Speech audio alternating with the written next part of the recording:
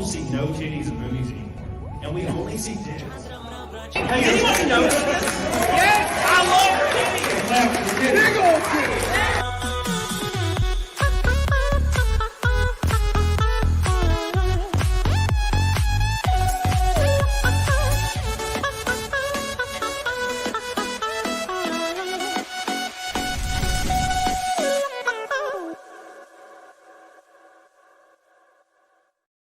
The man with his birds and his beautiful self is here today, boys. Can you believe it? Holy fuck! Why does my camera look like it's 6 miles away from me? Someone was they were saying that they were right on side scrollers. You see my other mic, you see everything. Holy shit. All right, anyway, I'm sorry. You look great. It's fine as long as I see your face somewhere. Yeah, I'm a beautiful man. So well, that's actually, if we end up doing Naked Snake, which is likely, because we're already the Daracuda, Samantha, the super chats are rolling in. If we do that, it'll just give us more of your glorious body, and that's I'm all for that. I vote for that, actually. Yeah, well, man, I still look like 3 scoops right now. That'll change, but I'm 3 scooping it. Who's actually said that before? They said that about Boogie, El Presador, and Boogie. It's true. We look like 3 scoops. 3 scoops of hairy vanilla ice cream. Dude, speaking of 3 scoops of Boogie's ass. Did you watch the fight with him and Wings? Yeah, dude, I'm proud of both of them, man. I think I mean, I had a feeling Wings was going to clap cheeks, and he did. But like Boogie said, dude, he was in a wheelchair like a few years before. That's how he had to get around. You know what I mean? Yep. Yeah, dude, Boogie was on the show like 2 weeks ago. And I was like, I'm going to be honest. I watched Wings train, and I've watched you train. And Wings looks real tight. Like he looks like kind of like a boxer, which is really strange because he's got all this, body mass. And then Boogie kind of looked like he was kind of cosplaying as a fighter. You know what I'm saying? And yes. And Boogie agreed. He was like, "Yeah, I'm probably gonna die." And I was like, "Yeah." Yes, it's true. Yeah. I got to give him credit, man. And then we watched it, and he died. And then but the most demoralizing part is when he's getting punched in the face, and then his pants fall down like it's a freaking comedy sketch. Like it's Mike Tyson's Punch Out. Yeah, King Hippo. Yeah. God, that was the thing. And then you had to hit him at the belly button. They had the thing on it with the. But dude, like, I just feel like both of them now, though. If I cut you off, I'm sorry. You're good. It kind of changed their outlook and changed their audience's outlook. Like trolls, Wings trolls shut down their fucking channels. Yeah, they're like, we don't. He's not a like. They just said, I give up. Where he's not a lolcow enough anymore. I have to close up shop. I have to go ride Uber to be in my side hustle now. Like, yeah, dude, it was so beautiful. And I'm gonna be honest, I've never really had an opinion on Wings. I just thought he was entertaining, and he blocked me years ago because I said V6 Mustangs were trash. So he blocked me a long time ago. But other than that, I was like, whatever. And he committed to that fight. He kicked the ass, and then when he got out, he like dedicated it to his cat that had passed away. And he said he don't know if he'll get in the ring again. It's all up to his wife. He loves his family. And it's made me think of his name, Wings of Redemption. He got his redemption. And it came full circle. And he is now in every single person, including my goofy ass. And it's hard to change my mind. I'm like, I kind of freaking love Wings now. And the thing about him and Boogie that I've seen, and that's growth on both of their parts, is they've become more self-aware and they realize their flaws. Yeah. It took me a long ass time too. I was just someone on Twitter said you used to be like the same way as DSP, and I'm like, yeah, kind of, you're right, but you learned, and it's like I see them learning, and it's awesome because I don't think they're bad dudes. I know they have said dumb shit, so have I. I have said cringe stuff. I know the whole thing with Wings that everyone's going to bring up, and yes, I don't agree with what he said, but I like seeing people grow. And when you see people grow, it's a good thing. Doesn't mean that we've been perfect. I can't be like Jeremy's gay black dads, but dude, like, and it's a hard way to look at things for most people because I root for everybody. And like, there was people in the chat before we started. They're like, I don't like Rich at all. I'm not going to watch this episode. You shouldn't have Rich on. And I'm like, for one, Rich has been cool as hell to me for years, and we're friends. And that's where it ends for me. Like, I don't care about anything else. Rich is cool as hell, so I'm bringing him on. It's gonna be great. So some people they just can't look past that, and they want those people to fail. And I've seen friends go from no subs on YouTube to like 100K, because they just pushed through. And I like could not have been happier for these people. You know what I'm saying? And I think the problem is that people take this YouTube shit too seriously. Like, yeah, I have issues with Jeremy, but I know he's going through shit with his dad and a friend of his past. So I wish him the best. Like, dude, it's not that fucking serious. Like, has he said stuff and made up stuff about me before that pissed me off? Yes, but I'm fine. Like, my lights are on, my bills are paid. You know what I mean? Like, I'm doing okay. Like, shit happens and it's not that serious. Okay, that's actually a great actually, let me read this super chat before he freaking I see him yelling at me. Derek Huda, Rich, tomorrow this bird has a hole. Let's get into it. Love you both. I'm ready for the double shirtless men. Thank you, Derek Huda. I love you. You're goated. Your beard is beautiful. I wish you were here. Rob's here. I wish you were here. Thank you, Derek Huda. Samantha, starting off with a damn goal, boy. Love you. I appreciate you, Samantha. You're goated as hell. Noah Sanders, my boy, says forever and always the best podcast intro. This can never be topped. We definitely don't see titties in movies, and I am so tired of it. I watched a Russian movie the other day, a Russian movie about zombies, and there's this like hot girl in it, and she's like, you know, kind of an asshole. And like in the second scene, she just takes the top off, and the movies fall out and hit the floor. And I was like, I couldn't. It was like jarring. I was like, oh my god, and I couldn't believe it. Yeah, breasts in movies are now a shocking thing. God, I love it. God, I love titties. Helena, I love you, especially your titties. Helena's titties are beautiful. Thank you, Helena. I love you. Go ahead, Rich. Yo, dude, we were last night. There were some like beautiful like Hispanic women on Twitch, and we sent them bits. And this one was doing yoga. I forgot the move she did, but all I know is that it was a great move. Dude, my editor texted me. I don't know what time it was. He texted me at all hours of the night. I don't know what it was. And he's like, dude, Rich and Jay just donated to some chick to do some yoga moves. And I'm like, of course they did. It was worth every penny. I'm not into that. Like, I don't go to those kinds of, but one thing that's amazing to do. You should do it on your streams when you do solo streams. Go to Twitch. Just whether it be just the women that are on there or there was this one dude that looked like he was a stoner from the movie The Big Lebowski. And I told him to fart in my face with bits, and he was like, "Thank you, Rich, for the bits." And like he wasn't. Everyone was saying this stuff to him, and he wasn't even like reacting. It was the most bizarre shit. But we actually, I used to be on a show every Saturday, and we used to like at the end of the show where everybody was just too drunk to function.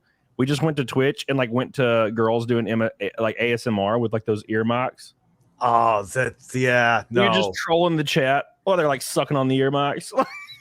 Yeah, like that. Yeah, it's like I'm a big fan of ASMR, but like there's literally people sound like they're giving blowjobs. That's not going to relax. Well, it may give you tingles, but in a whole different way. But yeah, dude, I'm gonna be honest, and this is kind of unrelated. I don't like mouth noises. Me either. Like makes my skin freaking crawl. I'm like, please don't do that. Like, it makes me want to throw up. Like if I was like a mouth noises ASMR video, I got to shut it off instantly. Yeah, I have a German Shepherd. He's the size of a house, and sometimes he just starts licking his lips, like from across the house, and I hear it like downstairs, and it's just like slurp, slurp, slurp, slurp, and I'm like, stop! Like from all the way across the house, I'm like, you son of a bitch, stop! I can't sleep, I can't think, I'm gonna have a panic attack if you keep flipping your flops. I can't do that shit. Dude, big dogs, yeah, mouth noises with big dogs is like, yeah, it sounds like someone sucking dick from a mile away. It does. Dude, speaking of sucking dick from a mile away, Jesse! Rianne! 2 sexy men! Thank you so much, baby. I love you. I appreciate you. You're goated as hell. Swift kiss to your penis. I mean, your lady is. Thank you, Jesse. She's so goated for the first pink boy. That puts us literally almost halfway to Naked Snake already. We started like 10 minutes ago. I'll be a naked snake too. So Jesse it'll wait, but we'll be naked men together. Yes. Thank you, Jesse. That's 50 euros. No, that's even more. That's real money. Jesse's cool as hell. Dude, she is cool. And she's look at her face. Look at anyways. Slag Lust. 5 for the Goomba. I'll get to see you a little after search. Thank you. I appreciate you. Slag Lust, always for the Goomba. And speaking of tiny penises, Billy Hatcher! That fight was epic. Damn. Actually, you bring up a great point. I'm gonna be honest, Billy. At the middle of the second round, Wings was so slow. It looked like he was like walking and moving in slow motion. If Boogie made it last, maybe Wings would have just fell over. I don't know.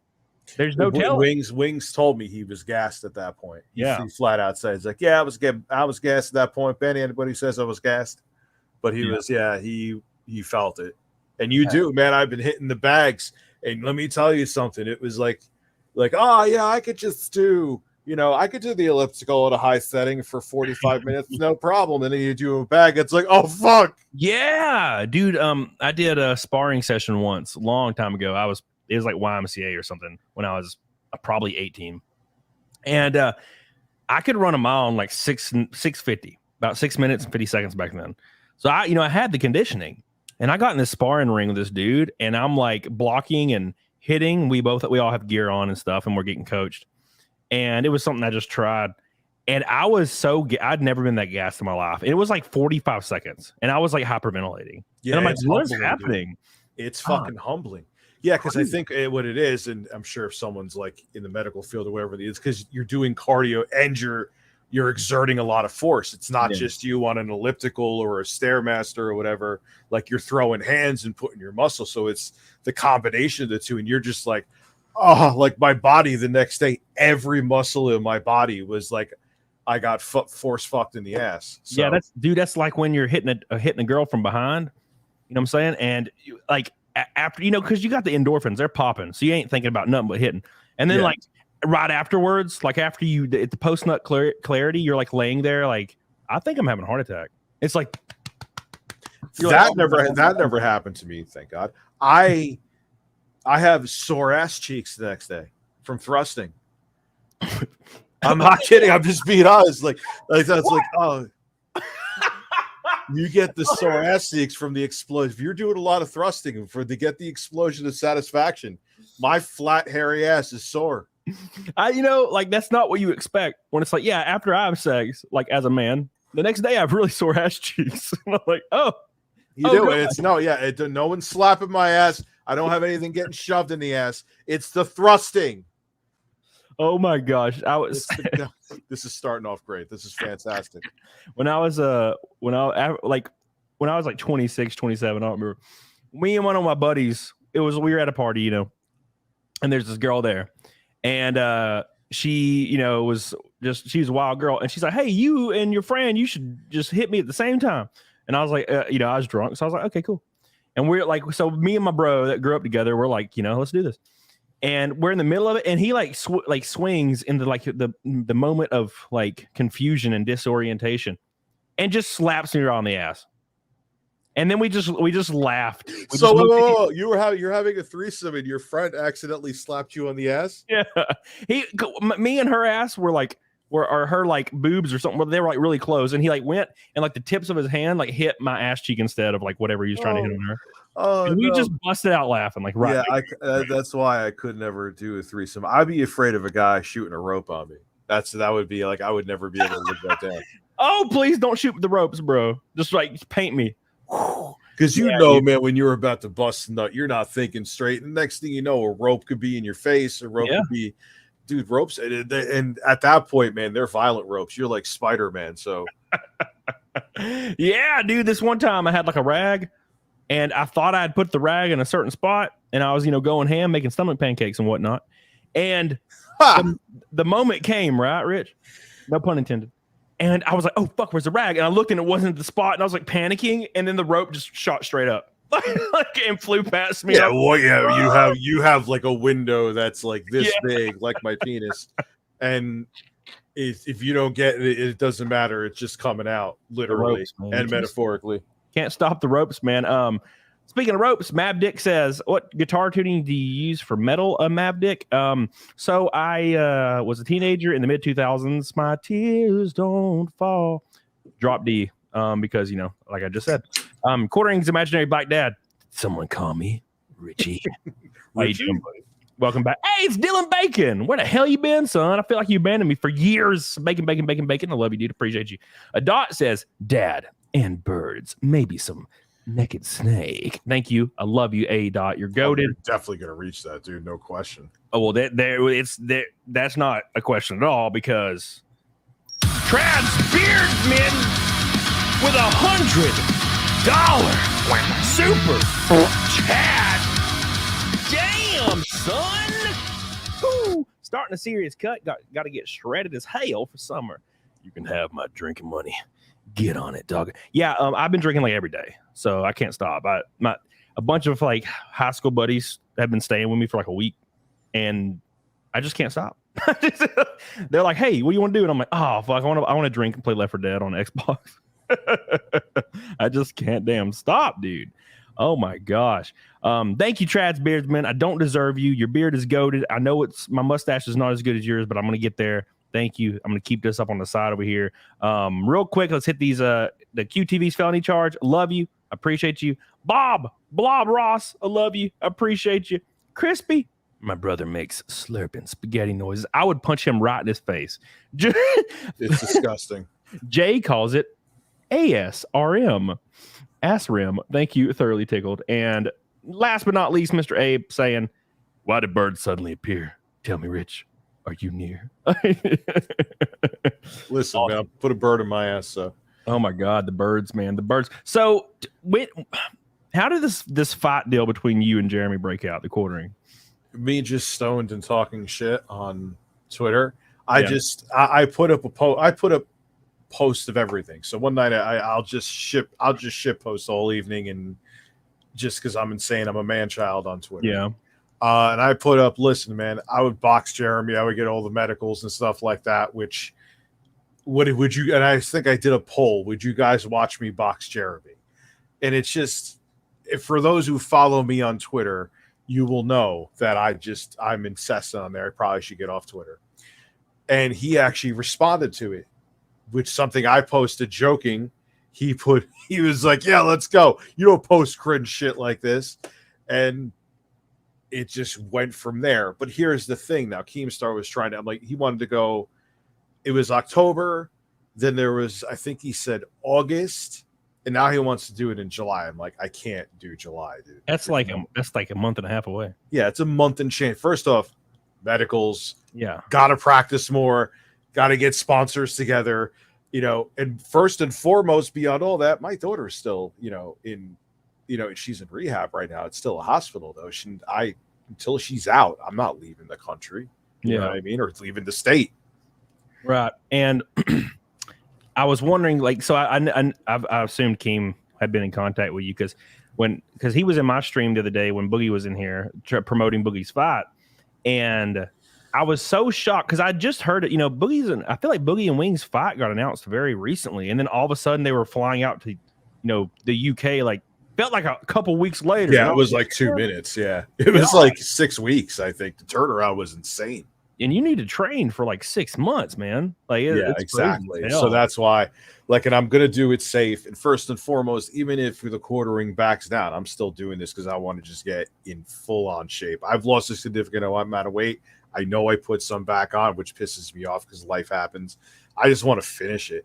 And I don't want to just lose weight and be a floppy bastard. I want to build strength. And that's why I'm actually, it's funny. I bought an elliptical. I have a better elliptical coming. And I put a punching bag down there and I'm going to get some weights. So I'm just going to make it part of a lifestyle.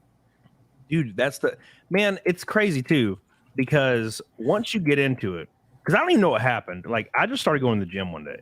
My buddy moved and he's like, "Hey, you want to go to the gym with me?" And I was like, "I guess." And then 2 weeks later, I was like, "Okay, well, this is kind of hard. I'm going to start eating correctly, I guess."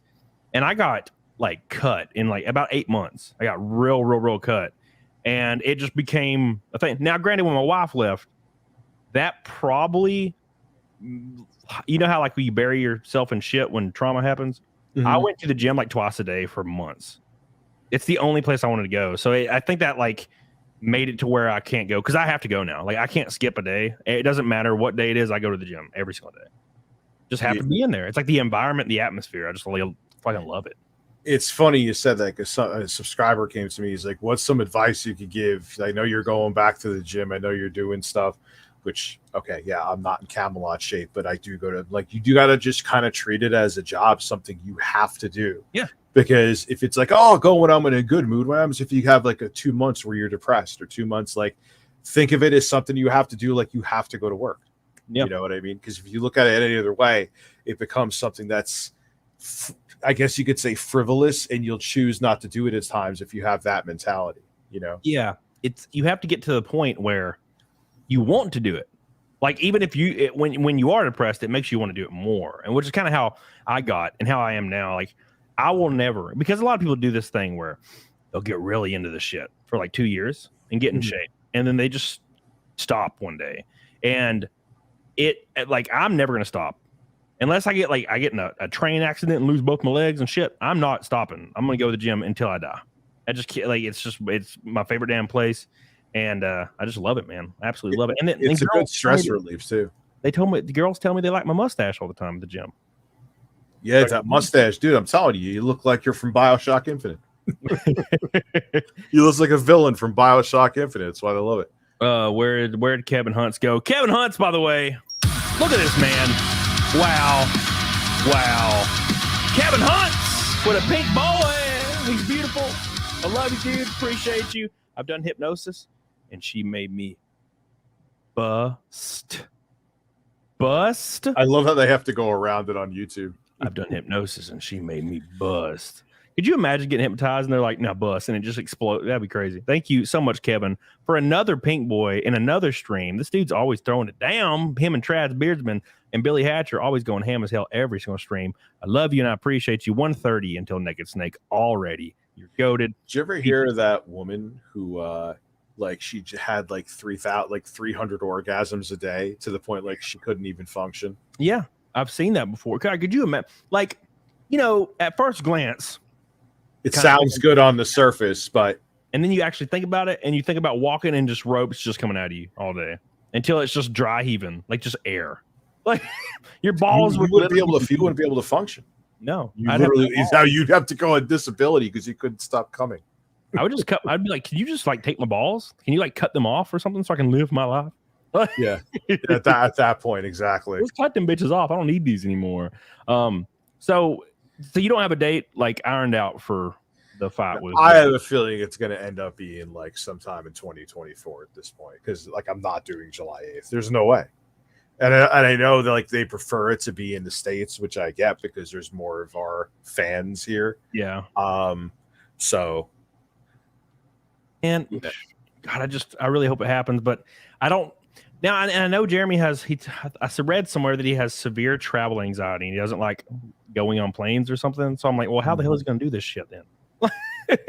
Yeah, you're going to have to go on I guess if it's in the States. Maybe that's another reason why they want to do it earlier in the States. But no, I'm not half-assing it. I'm not going to just rush into the ring and, if it takes 6 months or it has to happen next year, it has to happen. I'm down to do it. So that's not the issue. But I'm not, doing it next week either. Do you think the outcome will be closer than Boogie and Wings fight? I have no idea. All I know is I heard that the quartering is allegedly taking it seriously, and he has a good trainer. So do I believe it? I have no idea. But I'm just going to take it at face value because it'd be stupid to do anything else. Yeah, I think it'll be. Yeah, have you ever been in a fight in school or anything? Nope. Oh, fuck yeah. See, I've only ever been in a couple ever, but I wonder about. I feel like Jeremy pees in a drawer and shit. So I feel like he probably haven't been in a fight either, right? It's hard to say. Yeah. Well, it's funny because he's doing it as 4D chess to throw me off track. And someone said, get in the ring with Rich. He's like, and he wrote LOL, get in the ring. I get winded getting out of bed. So maybe that doesn't sound like someone who wants to fight. However, maybe, like I said, he's doing 4D chess and trying to throw me off thinking he's doing nothing when he's actually practicing every day with a trainer in Brie Larson shed. Yeah. Oh, dude, did you see her outfit on when she hosted Jimmy Kimmel? I think it was Jimmy Kimmel Live. She's hot as hell. I don't know anything about her politics. I don't care. I just think that she could. If she ever wanted to sit on my face, I'd be okay with it. So I haven't really liked her for a while just because the overt believe all women thing. I don't have a there's bad shit that happens and things need to be addressed.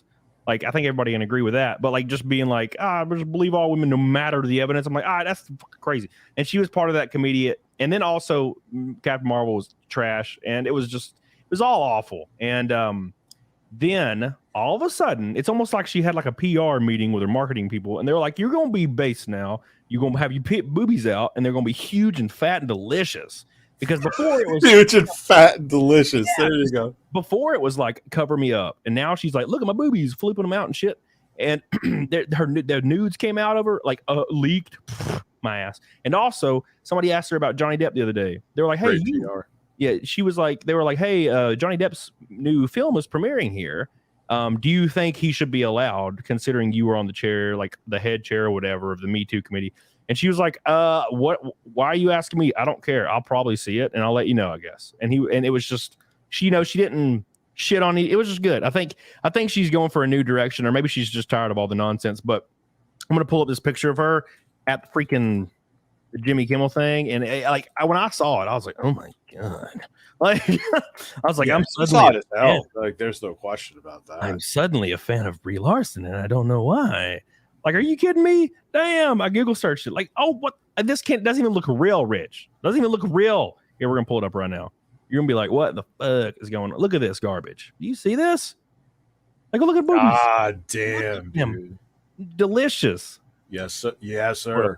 Oh, this is Control Plus. Let's go. Yeah, more. No, you get out of here. Get out of here. I don't need you. I need you. Why is it getting smaller? Anyways, look at that. What the hell is these? I don't remember this bullshit being here. Did she get these put in recently? Those are real. God, they're like a speed bag, man. That's how I want to train, Rich. Listen, I'll take seconds. Oh god, dude, I will take thirds, fourth. I don't give a fuck, bro. Throw me in the ring. Jesus, I just want to feel the sauce. Anyways, but yeah, speaking of Brie Larson, amazing. But I also was real pissed because when the 2020 thing was going on and like YouTube apparently wasn't in their offices, I hit 100,000 subs, and I wanted like to get verified. You know, that's like because it takes like people like 2 days to get verified, and I was like, all right, cool. And it was like 6 months. And they were like, "Yeah, we're not verifying people because COVID." And I'm like, "Can you not just like hit a button? What the hell you guys do? Just press the button and give me the check mark, make me verified." And they would not do it. And then I noticed Brie Larson joined YouTube, you know, doing her YouTube thing, and she just had a check mark immediately. And I'm like, "I will fight somebody." I was so oh yeah, all the celebrities, dude, right away, 100%. Bastards, all of them. You know, that's part of what makes YouTube brutal now is that, you know, if you just start a channel and you don't have any kind of backing or you don't know, but even if you know another YouTuber that's established, that may get you a few thousand subs, you know, but unless you have like some kind of corporate backing, it's next to impossible now to get a follow. I don't know how the hell you would do it. I wouldn't be able to do it.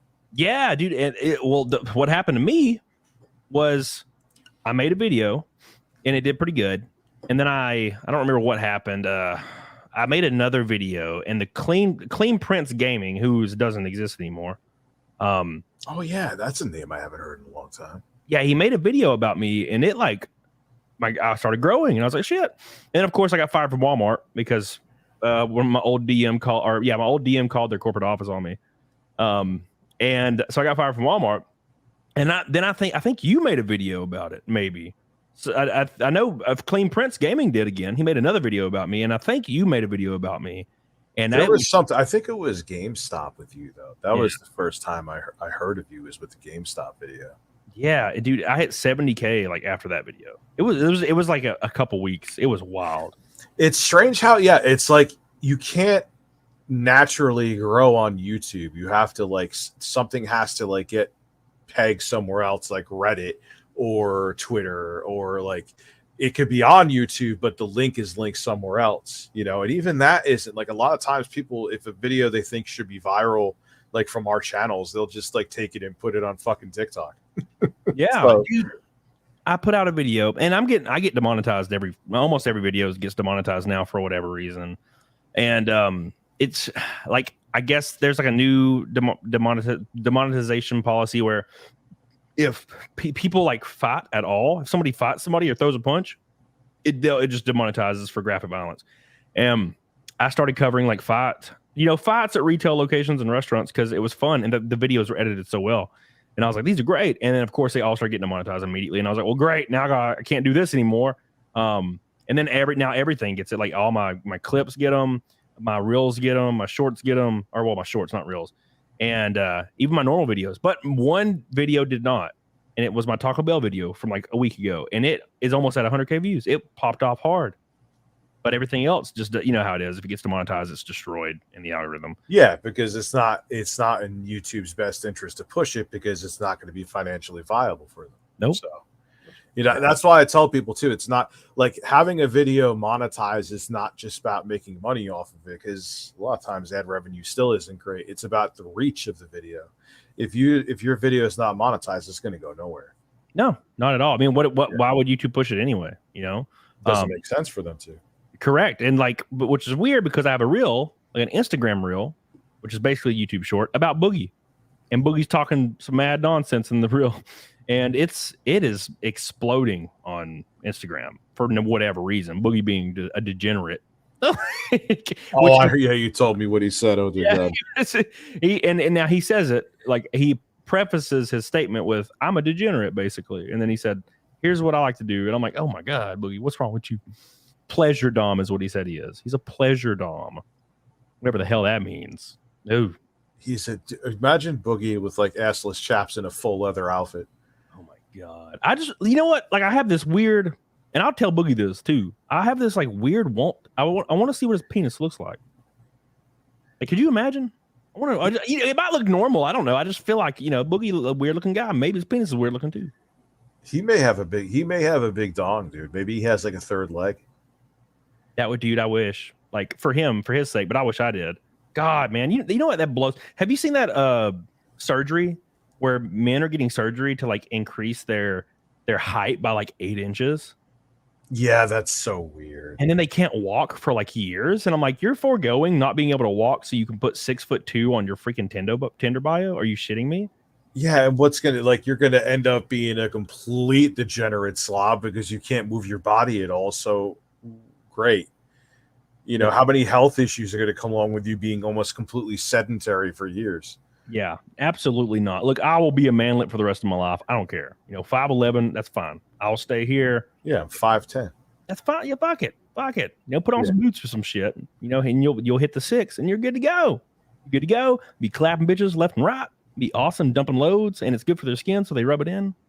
That's what they tell me. It's not like you're like 4'11" or something. You know what I mean, dude? Yeah, then the nearest shotgun would look like breakfast for me. I'd be like, yep, find it. Let's go. Kurt Cobain time. Jesus Christ. I don't know about that, but goddamn. I do. No, dude, like for real. God, could you imagine? Man. It's like that. Remember the bagel guy? The bagel guy, the guy who was really like insecure about being short, and he went off on like women working at a bagel shop. Humongous? You know no, it's not humongous. No, not humongous. See, the angry. So I'm sure your audience knows the angry bagel guy. Didn't he end up having like a stroke or some shit? He was probably because he's angry. Angry bagel guy. Here we go. Look up angry bagel. You're gonna find it in 2 seconds. He was gonna do Yeah, I remember this dude, angry bagel guy. Yeah, he's so little. He looks like he has little kid shorts on. Yeah, he's like 5. I think he's like 5 or like 4'11" or 5'1" or some shit like that. He's super short. But yeah, he ended up he tried to become famous and off the guy who fucking freaked out in a bagel shop, and then he was gonna box somebody, I think, and he backed out, and now he's like, I don't know, he's like in assisted living the last time I heard. Damn. Yeah, I think I saw something about that. He's like in a hospice or something like that, like assisted living care. Like, and dude, you can be a fat guy, you can be an ugly guy. There's a lot of things you can be, and women will have sex with you. Mm-hmm. But if you're 5'1", bro, like women don't like short dudes, man. Dude, there are guys in my gym that are absolutely jacked to the gills. Yep. They have freaking cool golden locks. They have freaking the biggest, craziest beard ever, which looks weird on them because they look like little dwarfs. But they got big old beards, and they are jacked, stacked to the damn gills.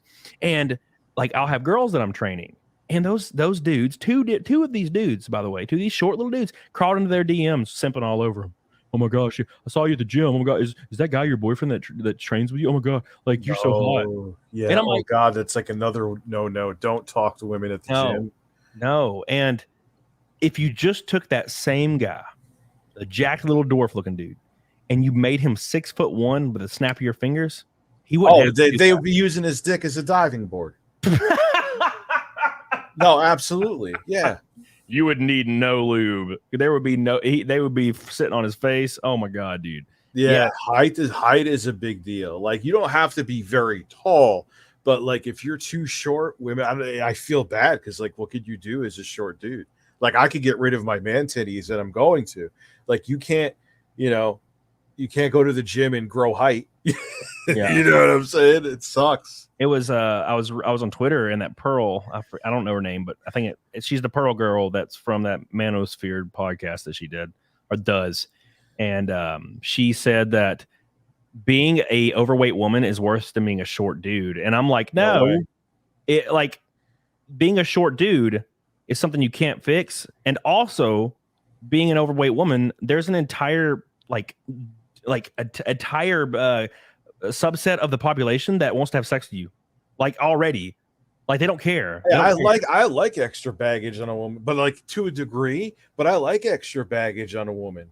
You know what I mean? Like, as a short dude, nah, you have no chance. Yeah, you really don't.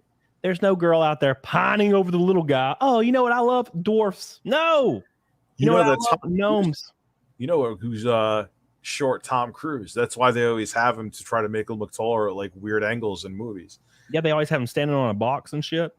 Or they have him like in the background, like so it kind of looks like they're the same height. Yeah. Oh, yeah. He's like 5'6", which I think is a lie. It's like Tim Pool. So that's just a great example. If you Google Tim Pool's height, it says 5'11", and I'm like, boy, you are fucking with me. Like, because one of my buddies went on his podcast like last year, and he took a picture with Tim Pool, and he's 6'2", my buddy, and Tim Pool's like a foot and a half shorter than him. He's like at his chest. And I'm like, bro, you are not 5'11". Why would you lie about your height anyway? Especially now on the internet, people are going to know your actual height. You can find out. And seconds. Tim Pool released a review, which I don't. Why the hell is he reviewing movies? Like, but anyways, he released a review of Super Mario Brothers, the new one, and he kept coming back. He had this point of contention where he was mad that Peach kept calling Mario short, and I'm like, well, he is literally half her size in the game. So he is short. He's Mario. And two, why do you care that Peach is calling Mario short when he is? And I'm like, it's because he feels personally attacked because he's a baby. He's a little baby. I kind of want to pick him up. You know, when I see him, I kind of want to pick him up, like rock him to sleep. So, how tall do you think he actually is, then? I think he's about 5'6", 5'7". I think Timble's about 5'6", 5'7". That's not that short, though. Why even be insecure about it? You know, if he was like 5'1". Yeah, that's shotgun time. But like I think it's just a society thing because I have friends that are 5'7", and they are pretty self-conscious. They're like, man, I wish I was like they're always like, if you joke about them being short, it's the one thing that will kind of piss them off because most people are real laid back, and you'd be like, what are you short, motherfucker? And they're like, hey, that's mean. Don't call me short, man. Come on. Well, the best is if you go on like a dating app. Is like, well, there's a lot of women that like flat out will say tall guys only. And it is funny. Those women have like 8 billion requirements. And some of the apps you go on, they have live streams. And like you see their pictures, but then you see what they really look like. And it's like, oh, those were all filters. And you're worried about, well, you have like a checklist of all these different requirements. And you look like nightmare fuel. Yeah, it's like women have preferences. Men are misogynist. That's kind of like how that works. It's like, to be honest, I just want a girl where her weight doesn't start with 3. And they're like, oh, you piece of shit. And I'm like, what? You just said you don't want a guy that's not shorter than this, not like as tall as 6'1". Yeah, they can have all the requirements in the world, but if you say anything, it's like, wait, you want me to actually? How dare you misogynist? It's like, what the fuck are you talking about? How dare you even mention that I should better myself? I'm perfect how I am, dude. I was talking to a friend, and her mom, she was talking, you know, like some drama about her mom. And her mom was like being really, really petty over like her current husband wasn't like really intimate, didn't hug and hold her, and didn't like compliment her, which he never has. So why would he change unless you voice that concern? Whatever. and she was like talking about how like, you know, he doesn't do these things for me. And then the girl, I don't know, told her like, well, there's probably things about you that he would like for you to change. So maybe you should have a conversation. And she immediately was like, absolutely not. Like he's the one that needs to change. I don't need to change anything. And I was like, and that is the mentality of why you're on your 8th marriage, because everybody is capable of personal growth. Everyone is. I don't care if you have a vagina. It's either one of the two extremes. They're on their 8th marriage, or they're like 40 and they've never had a relationship more than 6 months. That's another red flag too. If it's they've never been in a long-term relationship, or they've been married a bunch of times and they're like 40, run. Yep. Dude, it's insane. Absent-minded said the short stocky dudes beat tall dudes in a fight almost every time. Well, there's one guy, and that's Mike Tyson. But also, you are correct, because they can get in that box and slap around, but not when they're 5'1". Like 5'9", 5'10", like those are 5'9" to 5'11", really good boxing heights for those kind of guys. And it doesn't take away from the fact that women don't want to sit on their face because they're short. Right. They're tall enough, whereas the average woman in America is 5'6". So if you're 5'7", you're goated. You're good to go. Good to go. If you're 5'9", you're super good to go. Like you're a tall guy now. Even though everybody will still call me short. I've had a girl call me short before, and I'm like, and she's like 5'1". I'm like, bitch, what did you just say to me? Like, she called you short? Yeah. Yeah. She's like, I usually don't date guys as short as you. And her last boyfriend was like 6'8". And I was like, oh, come on, dude. What's wrong with you? Damn. Then she talked about how his penis was like an elbow, and I'm like, why do you do that? And you know what I'm noticing is that the height requirement for dudes with women is like getting like, it used to be like 5'8". Now it goes to 5'10", and it's like you must be 6'1". Then you must like what? Holy shit! You're making me feel like a fucking midget now. Like it's just weird. Like you go into it's like must be 6'2" or taller. It's like Jesus Christ. I'll slap a bitch around for sure. Let me catch up on my super chats here, because they've been freaking stacking. Bra man, you guys are epic, and your shoulders are relaxed. Relax your anus. It's time to relax your goddamn anus. The loyal Iser. Damn, son. Haven't seen you in a minute. How you and Rich doing? Dude, we're doing good as hell. I appreciate you so much, my man. Black Papa. What's up? Thank you, dude. Appreciate you. It's my girl, Wicked Virtue. Thanks for playing Left 4 Dead with me the other day. I appreciate that. That was fun as hell. I haven't played it in forever. Justin JTA, breastfeed it. I ain't gonna put a bottle and breastfeed it to you. Yo, he is. You know what's up with him, right? You know what's up with Quantum? No, Quantum. Quantum. He some kind of domestic dispute. There was lacerations on her hand, so he has a felony charge for that. Yeah, he got arrested. Yeah. And now, from what I hear, she has a 2-year restraining order on him that the judge granted, and he's like sucking dick at Best Buys to review TVs. I just had to add that in. I'm sorry. I mean, look, man, I empathize with people when they go through struggles. Believe me, I know firsthand. But nah, you called me a P word. I don't want to screw up your stream. Because of someone that I watched in passing on YouTube. Yeah. Vosh. You're like, yeah, you watched Vosh. I just hit my soundboard by accident. I'm sorry. I don't know if you guys heard that. Did you guys hear my soundboard or no? That would be really weird if you did. Okay, good. So he's like, he just started going around saying that I was a pedophile. Oh, I did say it. There you go. Sorry. No, you're fine. My streams are always demonetized. So I have no mercy on someone who would go around and say I would do something horrible to children when I have 3 kids of my own. So sucks, Quantum.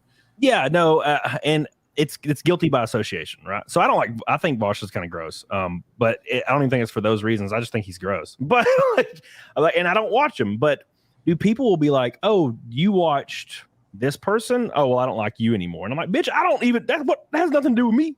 Like, what do you look at Jenna Marbles? They referred to they went on her for trying to look like Nicki Minaj, which look, real blackface has malicious intentions. I get it, and I agree. She was just trying to look like somebody. There's a difference. Whatever. They were going after her just because of people that she was following. I'm like, I follow a bunch of people that I follow just because they're shit shows. Like, you're gonna say that that's my beliefs because I want to see the train wreck. Fuck you, dude. I pull up channels all the time that people hate just to check it out. Like, it's like idubbbz, which I have in the title. Like, I used to watch the hell out of idubbbz because it was just so like shamelessly degenerate and like no one cared. And then of course he 180'd as hell and went the other direction for some weird reason. But yeah, dude, like you want to watch the train wreck, you know what I'm saying? And people get angry and it's guilty by association. So this is something you've probably seen before. I see it all the time because every one of my streams, almost every one of my streams, I have a different person on it, you know? And dude, there are so many people that are like, hey, I'm excited you got the Bird King on. Or, hey, I hate you for bringing the Bird King on. And I'm like, you can't please everybody. I've had, you know, and I know you've had spats with Melanie Mack before. And I've had Melanie Mack on my show before. And people are like, I hate Melanie. I love Melanie. And I've had people say, well, I'm not going to watch your show because you had Melanie on it like 2 weeks ago. And I'm like, I have everybody on this show. I've had Boogie. I try to get Wings. I've tried to get everybody. I just like talking to people, and it's like, but unfortunately, we're at this weird time, especially with social media.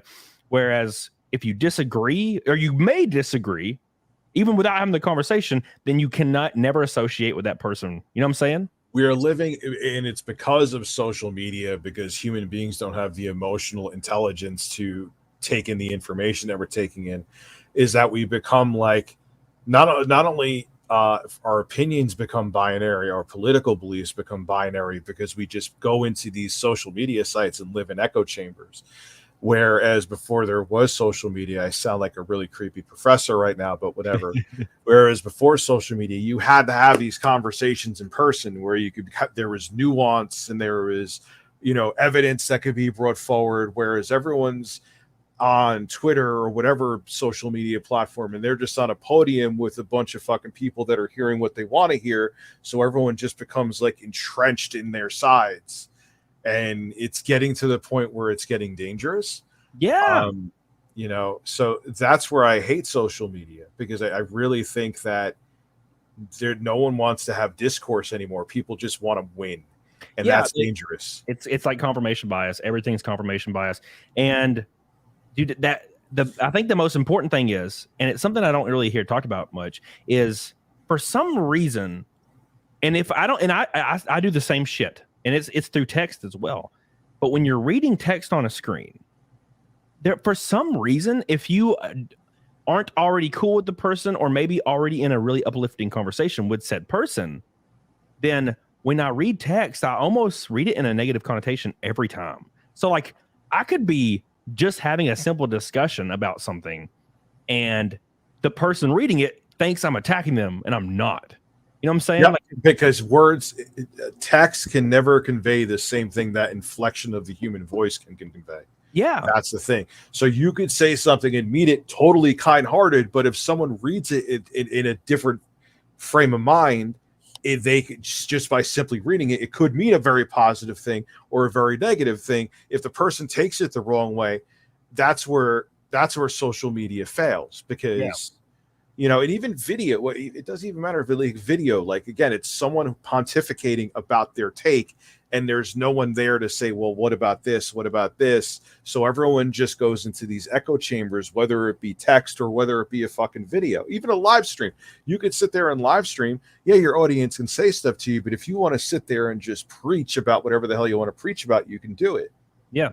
And that's the thing is, that's why Melanie Mack was one of my favorite shows, because I don't think I agree with anything with Melanie Mack.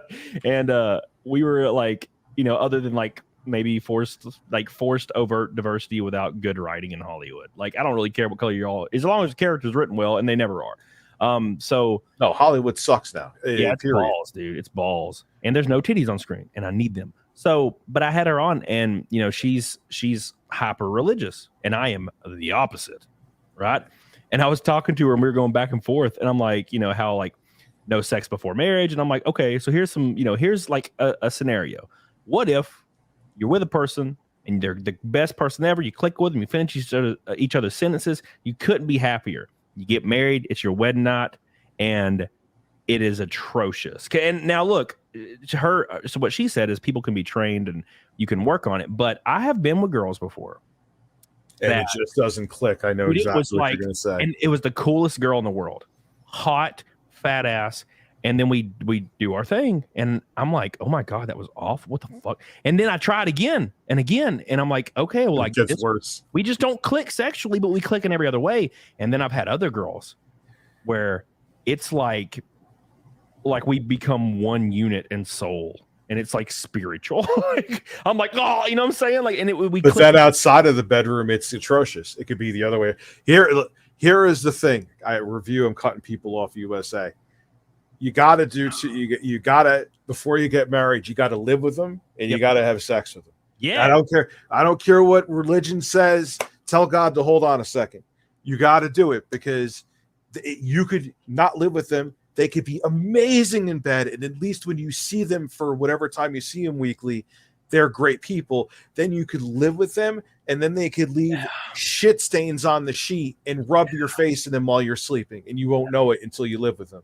You got to do both. You got to explore the holes, and you have to live with them to see if you could live under the same roof. That's why I won't get fucking married again. Yeah, dude, same. And also, it's so. I've never been married. What the fuck am I talking about? Well, I was once. It was great. And then she was like, "Bye," and I was like, "What the fuck?" Speaking of bye, I was reading super chats, and then I just stopped. Crispy Cracker, you ever accidentally glance at a girl in the gym and get banned? No, I never get banned from my gym. And girls like being stared at if they perceive you as attractive. Girls don't like being stared at if they think you're unattractive. Then it becomes 100% sure. Yeah, that's I just at a gym. I'm like, I don't even want anyone to think I'm looking at them. I'm good. If I'm looking at a girl, and there was a time period that was weird. It was like 2018 where I looked around and every girl at the gym I'd hooked up with at one point. And I'm like, damn, this is crazy. But I don't really do that anymore because I don't really care to socialize anymore. I just want to lift. And but yeah, if I think a girl's attractive and I catch her looking in my direction, I'll fucking look at her. And then I'll lock eyes with her a couple times, and then I'll just go about my business. I think it's fun. Do you lick your chops too? Yeah, do I pull my pants down? Dude, just grab your nuts, man. That's the way. That's always the way. The first thing you should do to always get a woman is, if you're like in their DMs, send a dick pic instantly. The first thing, before you even say hello, just send a dick pic. They love it. Yeah, of course. Unsolicited dick pics are how to get a woman. Dude, I don't. Do you know how many women every woman I talk to has gotten a dick pic without just like, what is wrong? I don't understand how a dude is like, you know what? This is what'll get her. I'm going to send a picture of my penis. I don't understand it. So yeah, you're right. 100%. But I don't know why, but on probably once a week on Instagram, I'll get a message request. And my favorite example of this is this happens all the time, but this is my favorite story. I got a message request from a guy, and he was like, "Hey, I worked at the dollar store," and you know how like I would talk to people and try to get their stories and shit. Mm-hmm. So he put a paragraph. He was like, "Yeah, I work at here. Here's what's going on. The managers are mistreating us. Here's what our hour structure. Like, dude, share my story. Blah blah blah." So I'm reading through it. And then it says play video, but you have to accept the message request to play the video. And I was like, oh, okay. So he's going to have a video of something like maybe like a schedule or something really damning for, that I can put in a video. So I accept this message request and I hit play video, and it is him shooting fucking ropes, just jacking it and shooting ropes all over the freaking floor. And I audibly screamed. I was like, oh my God. And dude, that's my favorite. That was and I tell people that all the time. Like, this dude was just shooting rope, and it was like unexpected. It was like, hey, I work at a dollar store. I'm a fan of yours. Shooting ropes. I'm like, oh, cool. So he put some thought into that. Then he was like, yeah, I'm going to put this detailed story together. And next thing you know, you're going to see me beating my dick and blowing loads. He got me. He knew what he was doing. But that happens all the time, dude. 3 days ago, I had a message request from a guy, and I was drinking, and it said, play picture, view picture. And I was like, fuck it, accept request. I hit it, and it was just him holding his shaft. And I'm like, of course it is. It always is. And I get people who say that, Rich, the bear community loves you. You know what the bear community is, right? It's big hairy gay men. Large hairy gay men will all want to pound my ass. Yes. It's just what they told me. And I'm like, all right, that's cool. I don't know about you, but big hairy gay men probably could provide for you pretty well and take care of you. The first I was ever in, like Justin Silverman, out of all fucking people, he just sends me a Facebook DM. This is like 5 years ago out of nowhere. And I see it's called Bear Wrestling. I'm like, oh, okay, it's a wrestling match. I had no idea what a fucking bear was at that time. Bear wrestling. And all of a sudden, I see these two dudes. They're these two large, fat, kind of looks like clones of me, oiled up, and just like they're like, yeah, they were wrestling, but it was like, oh yeah, and I'm like, that was that. I said to him, what the fuck wrestling match is this? He's like, they're bears. I'm like, what the fuck are bears? Large gay dudes. They get turned on by other gay dudes and they do shit. I'm like, oh, okay, thank you. It was like Christmas Eve. He sent that to me too. Thank you, Justin. Oh my God, dude. It was a great gift. Oh my God. Yeah, it reminds me of the olden days when I would get on 4chan, like back in the day when I was a teenager. And I go to like, I would just be in a random thread, video games. And I'm like, ah, cool. And it was like a bunch of like legendary, like, you know, GIF images from, you know, games. And I'm like, oh, I click on, oh, look, Dragon Ball Z. Oh, look, this GTA Vice City. And I'm like, this is awesome. This is awesome. And then it's just like a picture of like maybe Link from Ocarina of Time on the thumbnail. And I click it and it's just a dude, just 9-inch penis duking a dude, like real fast, unexpectedly. Like just wrecking him. And I'm like, oh, God. And I'm like, why would they do this to me? Because the thumbnail looks like it's going to be Link, but it wasn't. It was not Link. It was, his name was probably Steve. And he was balls deep in that dude. Dude, there's unexpected porn everywhere. I don't know if you guys heard this story before, but there's when I was working at Circuit City as like their version of Geek Squad. And this is when Vista first came out. There was this big biker dude that came up there. And Vista used to have the thing where it was a widget that showed all your pictures. And he was like, yeah, the computer's running slow. And all of a sudden, like it was a normal picture, and it was multiple angles of him butt-ass naked stroking his dick. and he didn't respond to it, nothing. He didn't even like flinch, like to be like, oh shit, I'm embarrassed. He was just like, all right, so there's my penis. What's going on here? Yeah, I'm jerking off here. What's this right here? And I'm like, he's not saying anything. I'm like, all right, I guess I have to sit here and look at this guy in every angle and his asshole and balls for the next 20 minutes. Man, you know what that reminds me of? So what was his name? The Amazing Atheist, like all of a sudden, popped up on Twitter the other day. And of course, in perfect fashion, he tweets immediately about wanting to have sex with children. He's like, I don't remember the tweet. It got deleted, obviously, immediately. And I'm sure he's banned by now. But something about having sex with children and we should legalize it, blah, blah. And I quote tweeted it. And then I was like, of course, a guy that looks like this would say this. And then I posted one of his, you know, a screen grab from his videos where he was putting bananas in his ass and shit. And he's just naked and he looks like 3 scoops. He looks awful.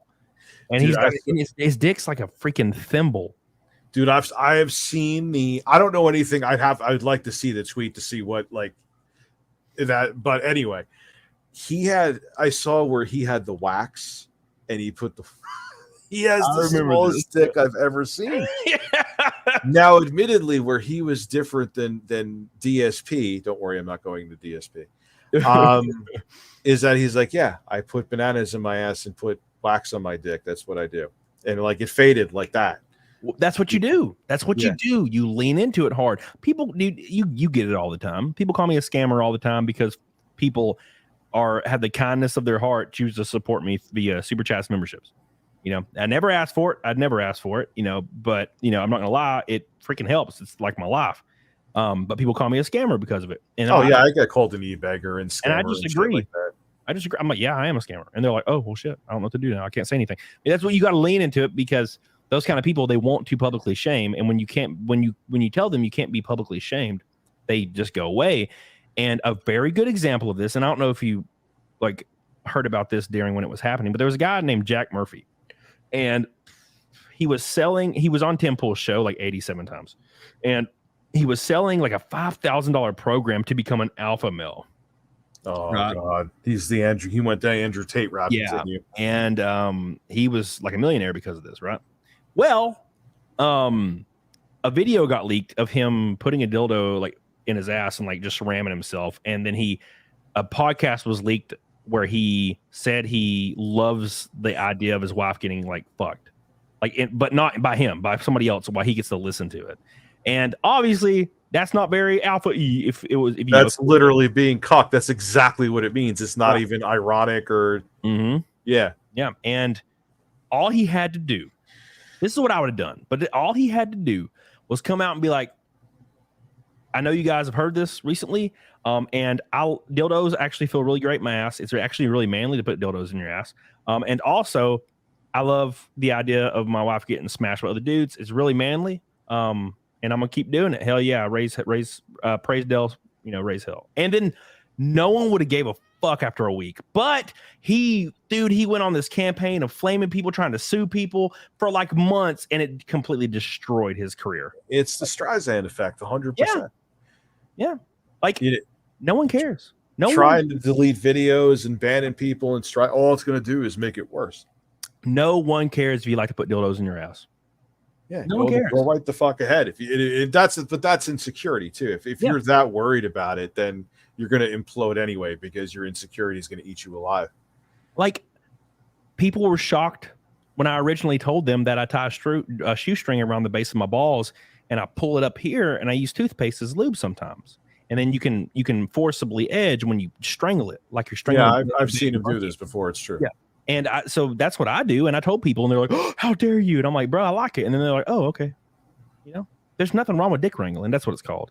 And like, if you haven't done it, dude, it's the shit. You got to tickle the balls too while you do it, though. Yeah. And you can use your left hand because you have your right hand right here, right? And you can use so you're holding with your left hand. So this is shaft. This is shoestring.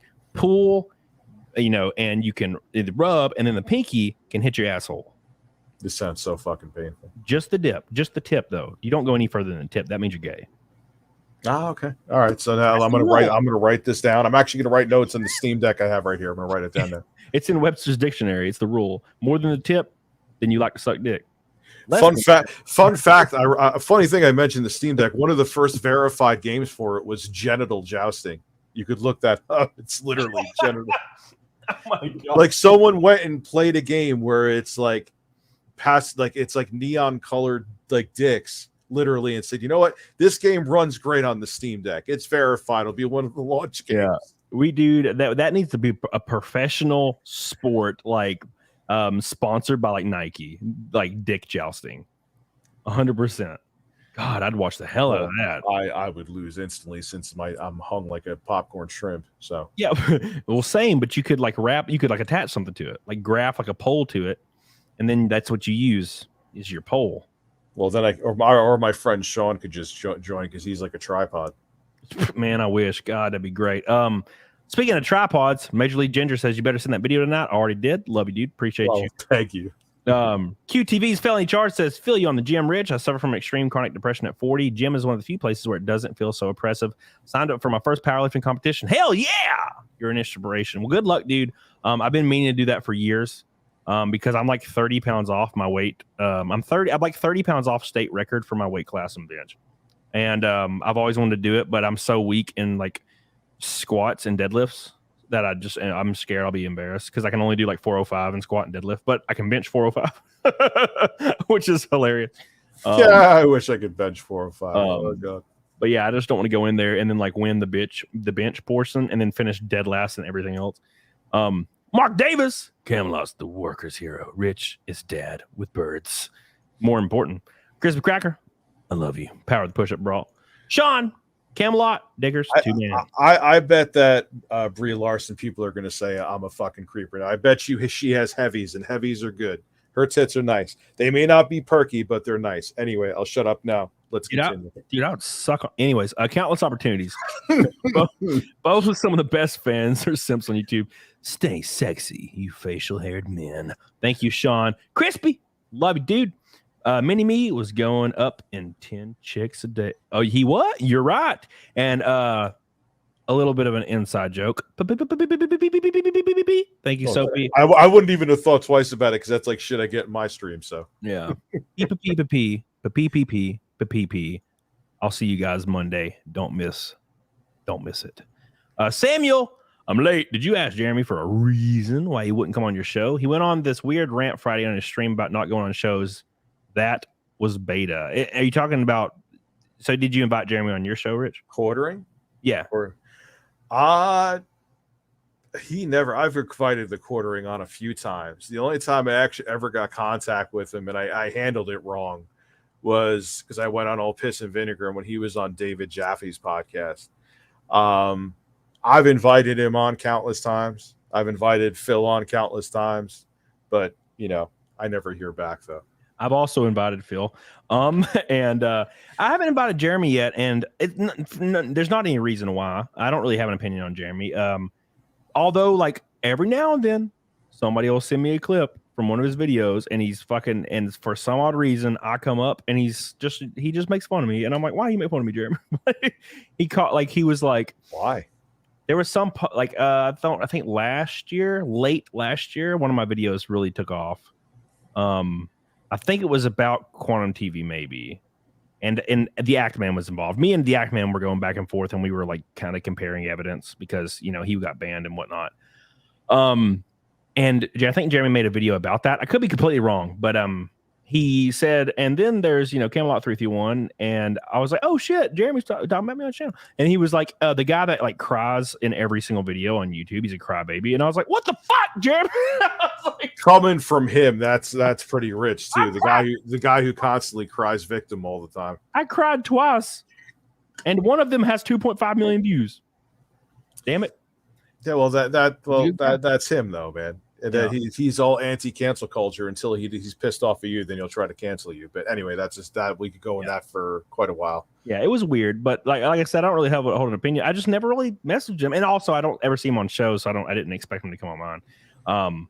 Even though I think he came on a show Friday that I was on, but I got off early because I was getting lit. Johan Noxos, day one of what we talked about. I feel calm and more at peace. Thanks for pushing me tonight.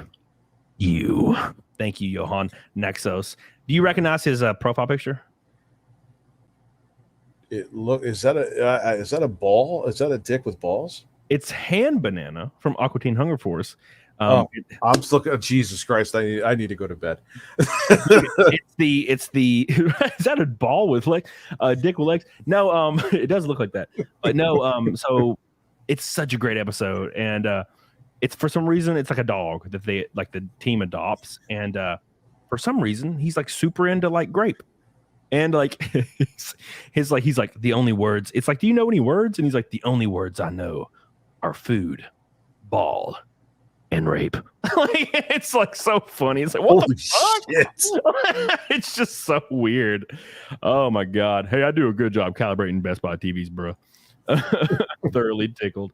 Oh shit. Kevin Hunts. Oh my god, my boy says, Camel Toe, did you wreck your car? Can you play Copperhead Road?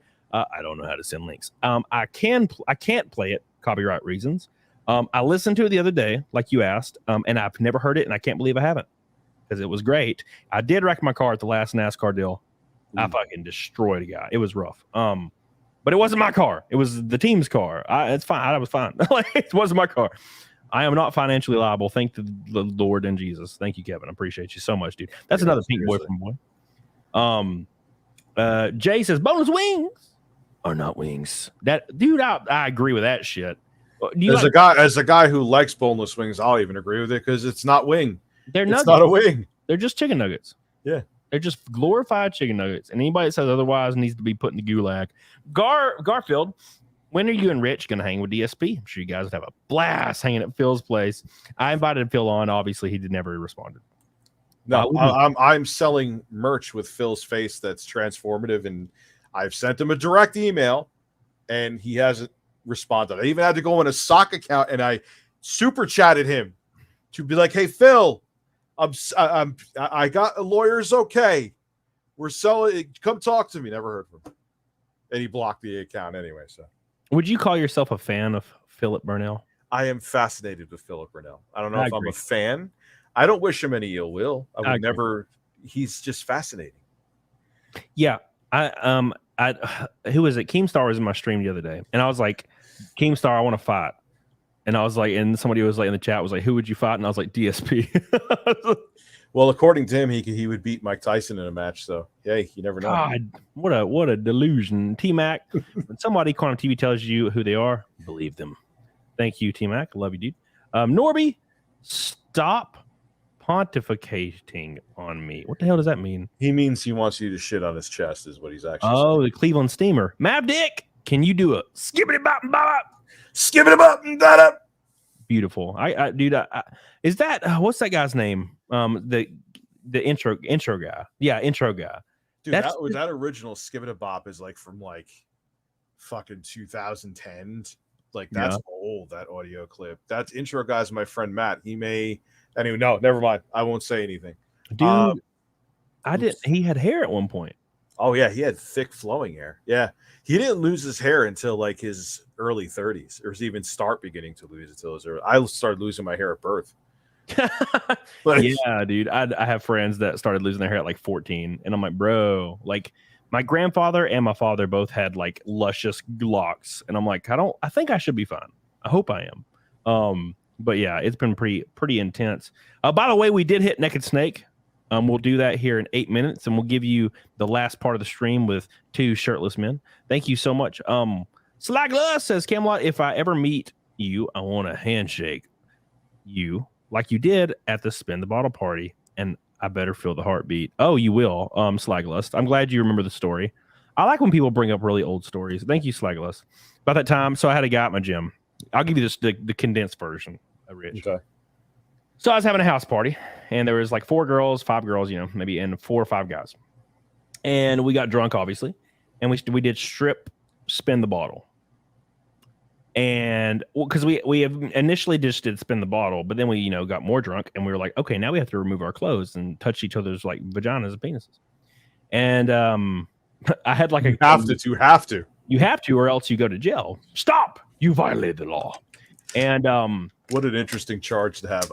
You did not put your penis against someone else's penis. It's over. Yeah. So I immediately fucking spun the bottle on this guy that goes to my gym. And granted, he is sculpted like a god. He looks like a marble statue. And he's also turbo gay, which is fun. And this dude, he's just got his pee out, and I have to go over and I have to grab his penis and kiss him on the mouth. And I grabbed his penis, and I could feel like it was like a heartbeat. I could feel like a heartbeat in his penis.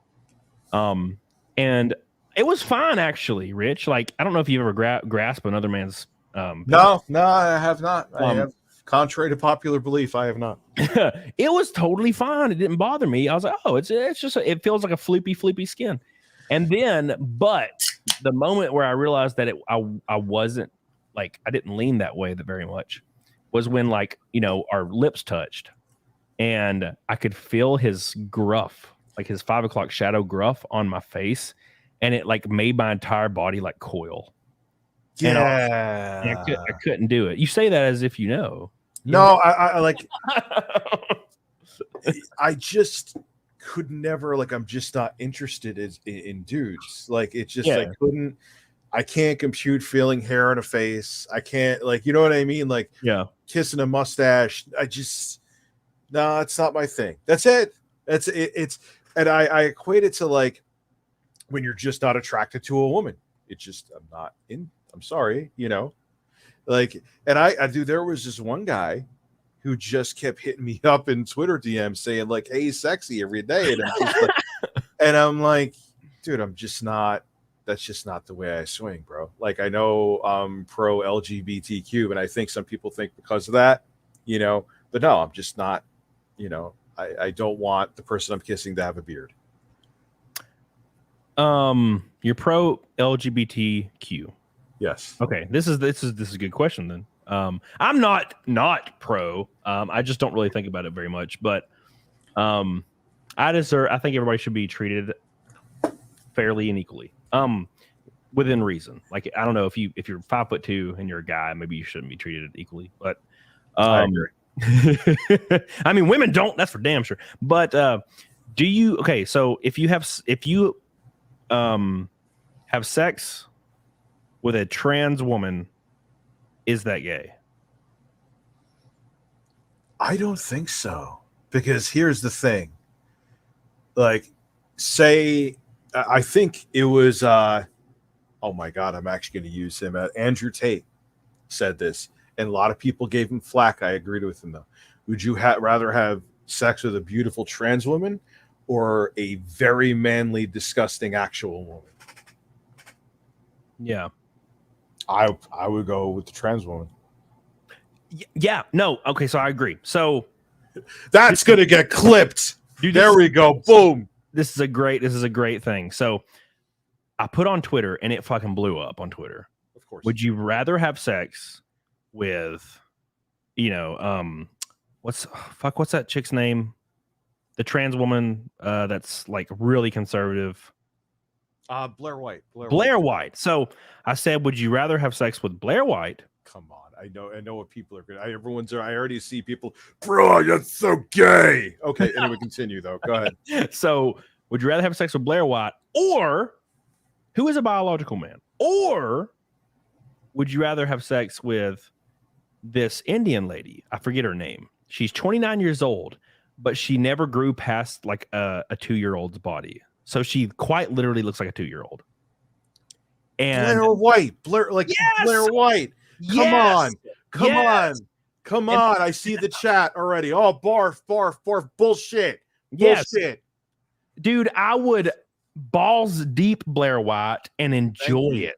Yes. Like, and now look, it's what it is what it is. But I couldn't do the baby thing. I just can't. I don't care.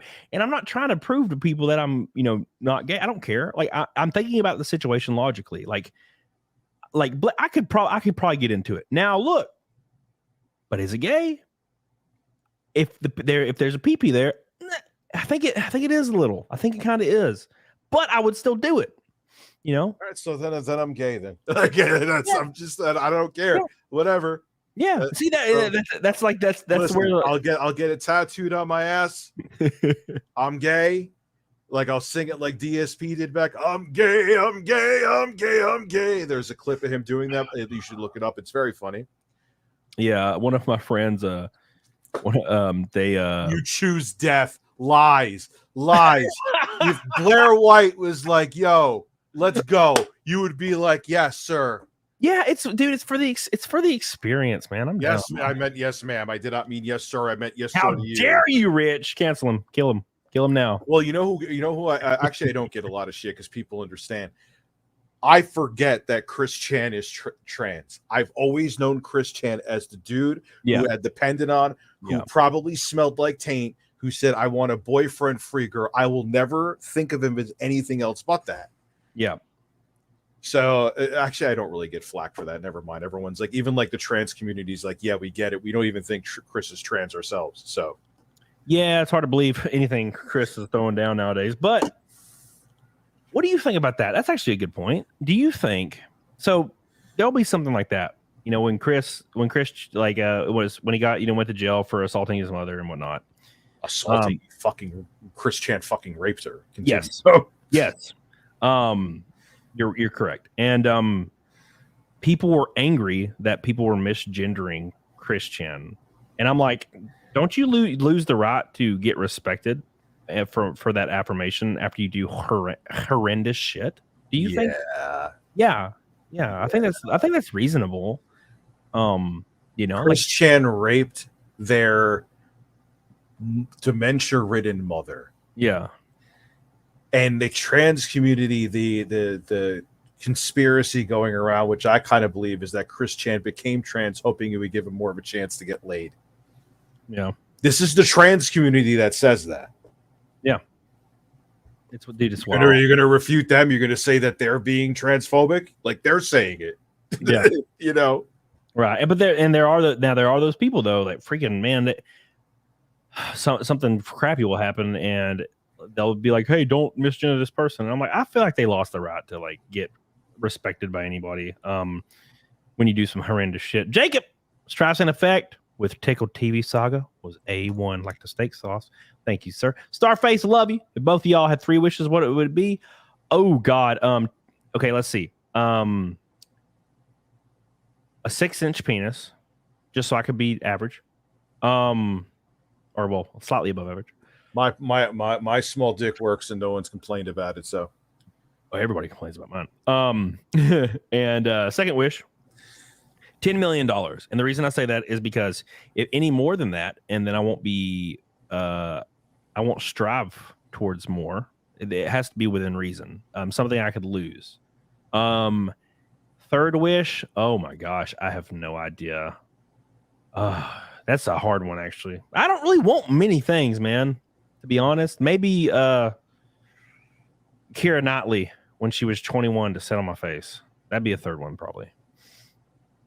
You want to make my daughter to make a full recovery, which she's on the way to doing. Here.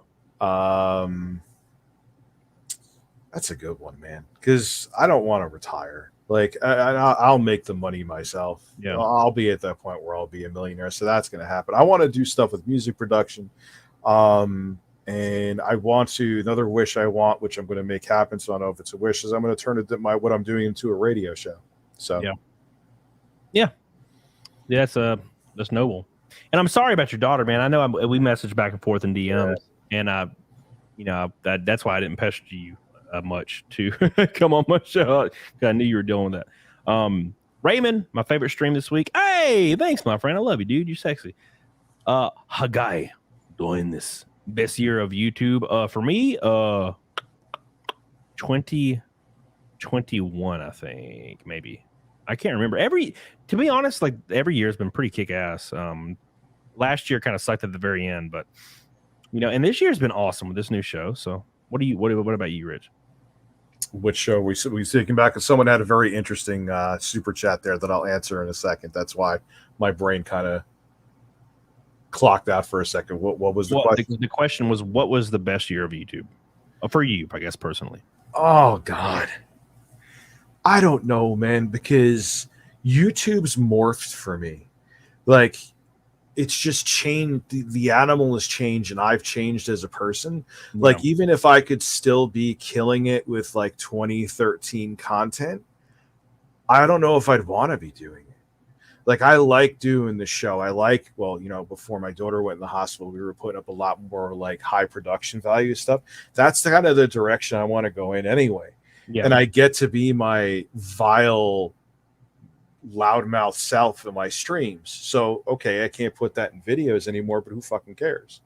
So it's weird. Like, if I go by nostalgia, I guess 2013, because that was the first year I did YouTube full time, and it was like surreal. Yeah.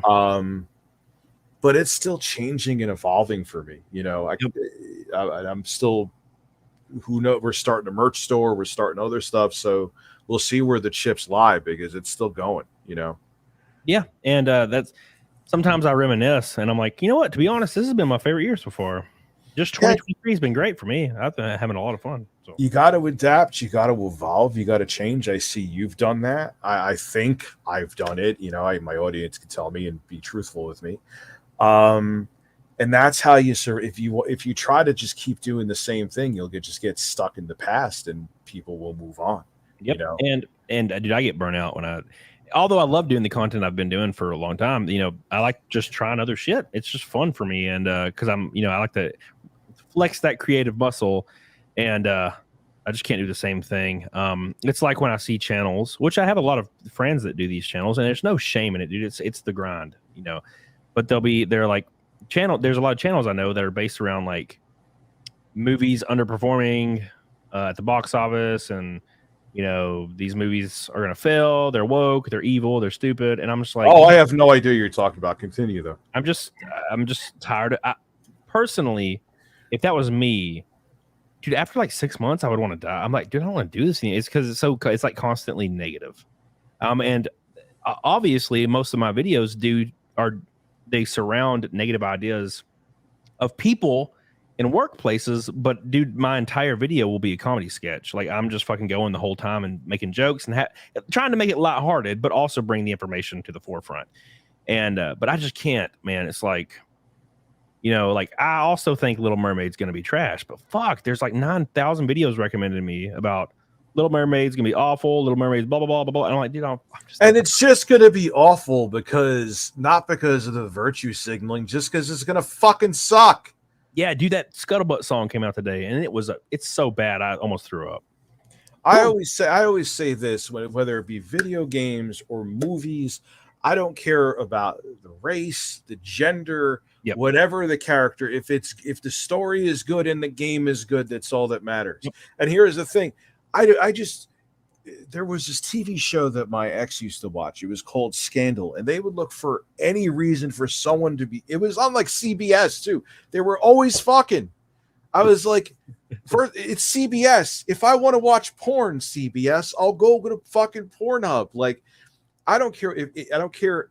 I just want a good game or a good story in a movie. That's it. If it doesn't matter what race or gender or sexual orientation of the characters, 100%. If it works well, if it's written in there well and it fits, great. That's it. That's all you have to do. And for some odd reason, when it comes to movie and film, they will take those characters and they will make their entire personality be based around their sexuality. And I'm like, that is such a minute point of people's lives.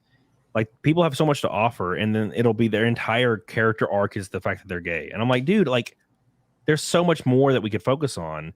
Like, and you could even touch on it, but it's their entire, like, it's almost like their entire motivation to like life is like the fact that they have to tell people they're gay. And I'm like, it's like vegans all over again.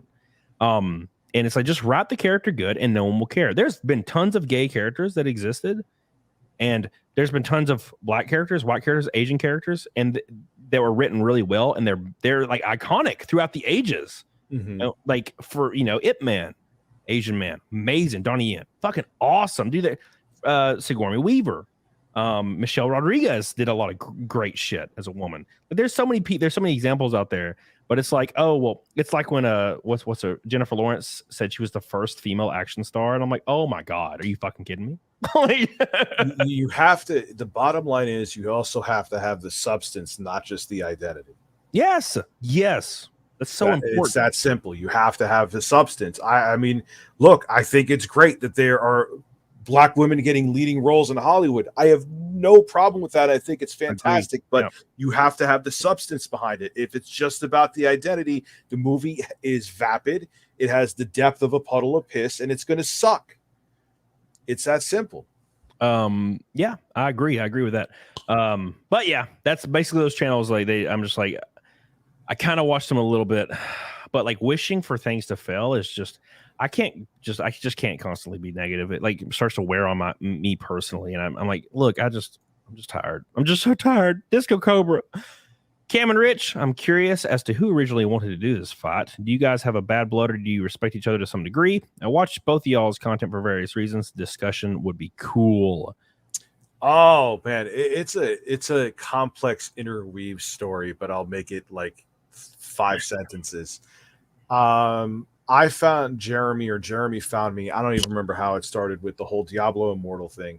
I got featured in one of his videos. I realized that he was a grifter. After he thought we were cool, I called him out for being a grifter in my colorful ways of calling people out. He didn't like that. Then he put out that I like extorted my family for this house.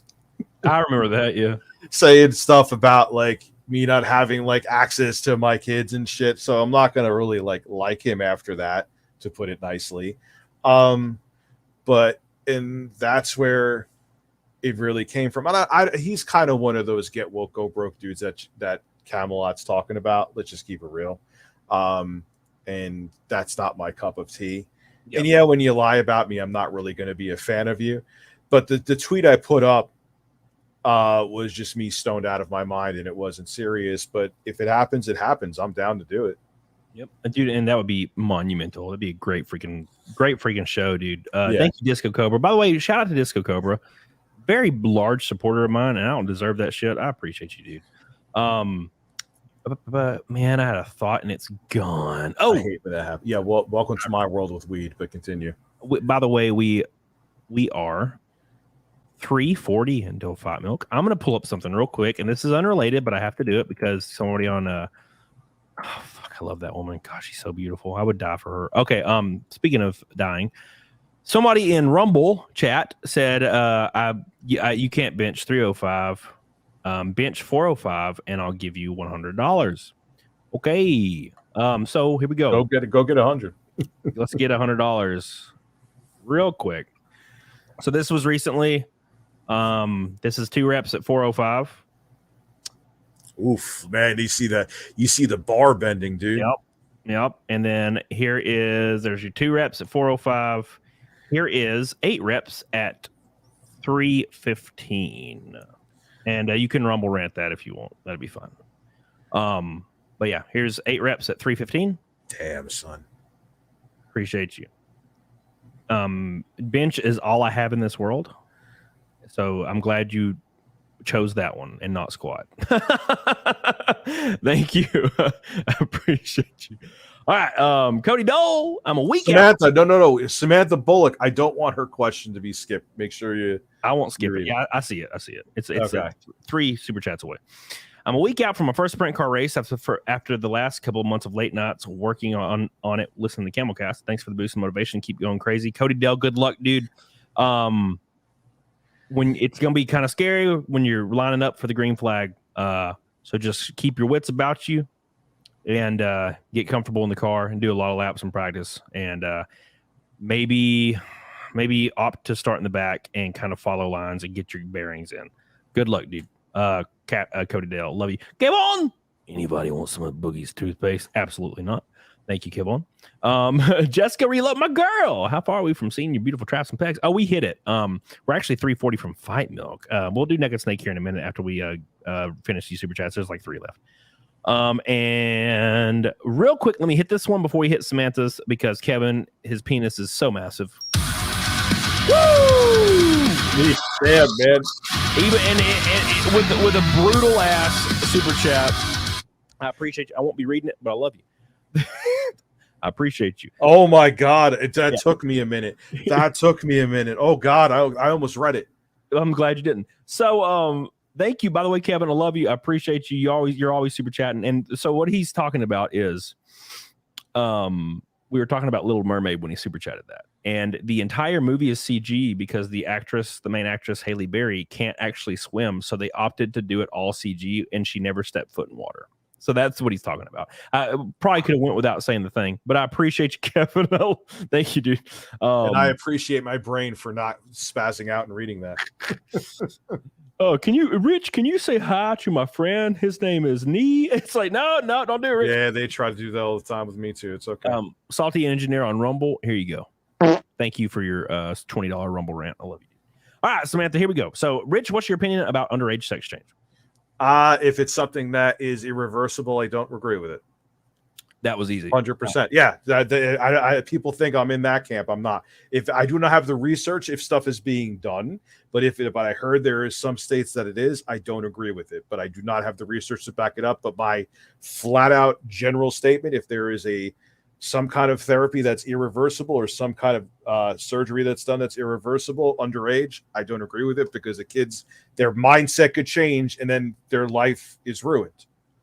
Yeah. So don't really 100%. think. 100, dude, that's my opinion on it. I've never had I don't care if you're an adult, dude. I don't give a fuck what you do within reason, exactly. Right? But if you're a 9-year-old, you're an 11-year-old, you're a 12-year-old. I was watching an interview with a lady recently, and I've referenced this a bunch, and she's a psychologist, and she actually gives recommendations for double mastectomies. That's kind of her field now. And somebody asked her, how many sessions and how many hours does it require to recommend a young woman, underage, by the way, for a double mastectomy? And she immediately, without hesitation, was like, "Oh, it could be 5 minutes first session." And I'm like, that's too much. You got to have conversations. And even then, even if you have the conversations, I'm just not okay.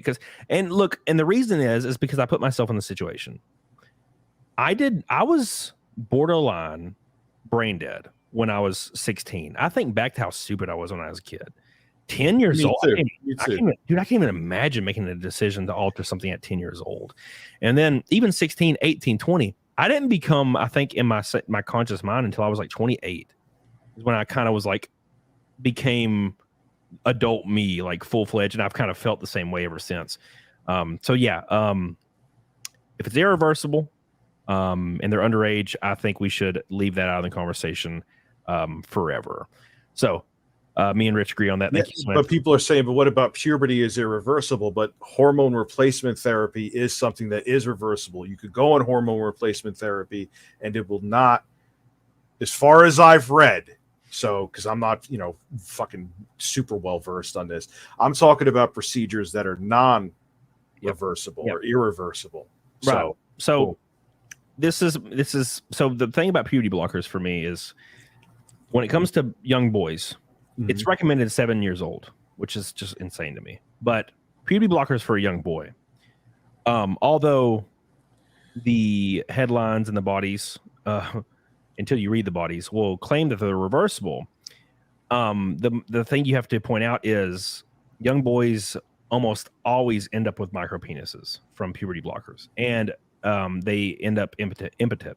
And the issue is that this is something that you can almost not get any data on for some weird reason. I guess pharmaceutical companies and doctors, hospitals, they want that 38 grand per procedure. But when you look at the actual warnings for the procedures, if let's say I was a kid and my parents were researching this, it will say nowhere in any of the documents that you will end up with a micropenis, you will end up impotent, and you will not be able to orgasm. It doesn't say that anywhere.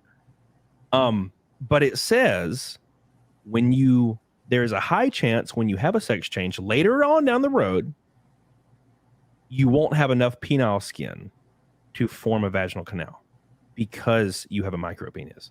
And that's the issue with boys. I don't know anything about the girl side. I'm not versed on that. I don't know. Yeah, same. And I don't know about the girl side, but I know about the boy side is the micropenis. And I can't condone it. Imagine now. Look, we live with that shit every day, Rich. Yeah, I just naturally have a micropenis. Yeah.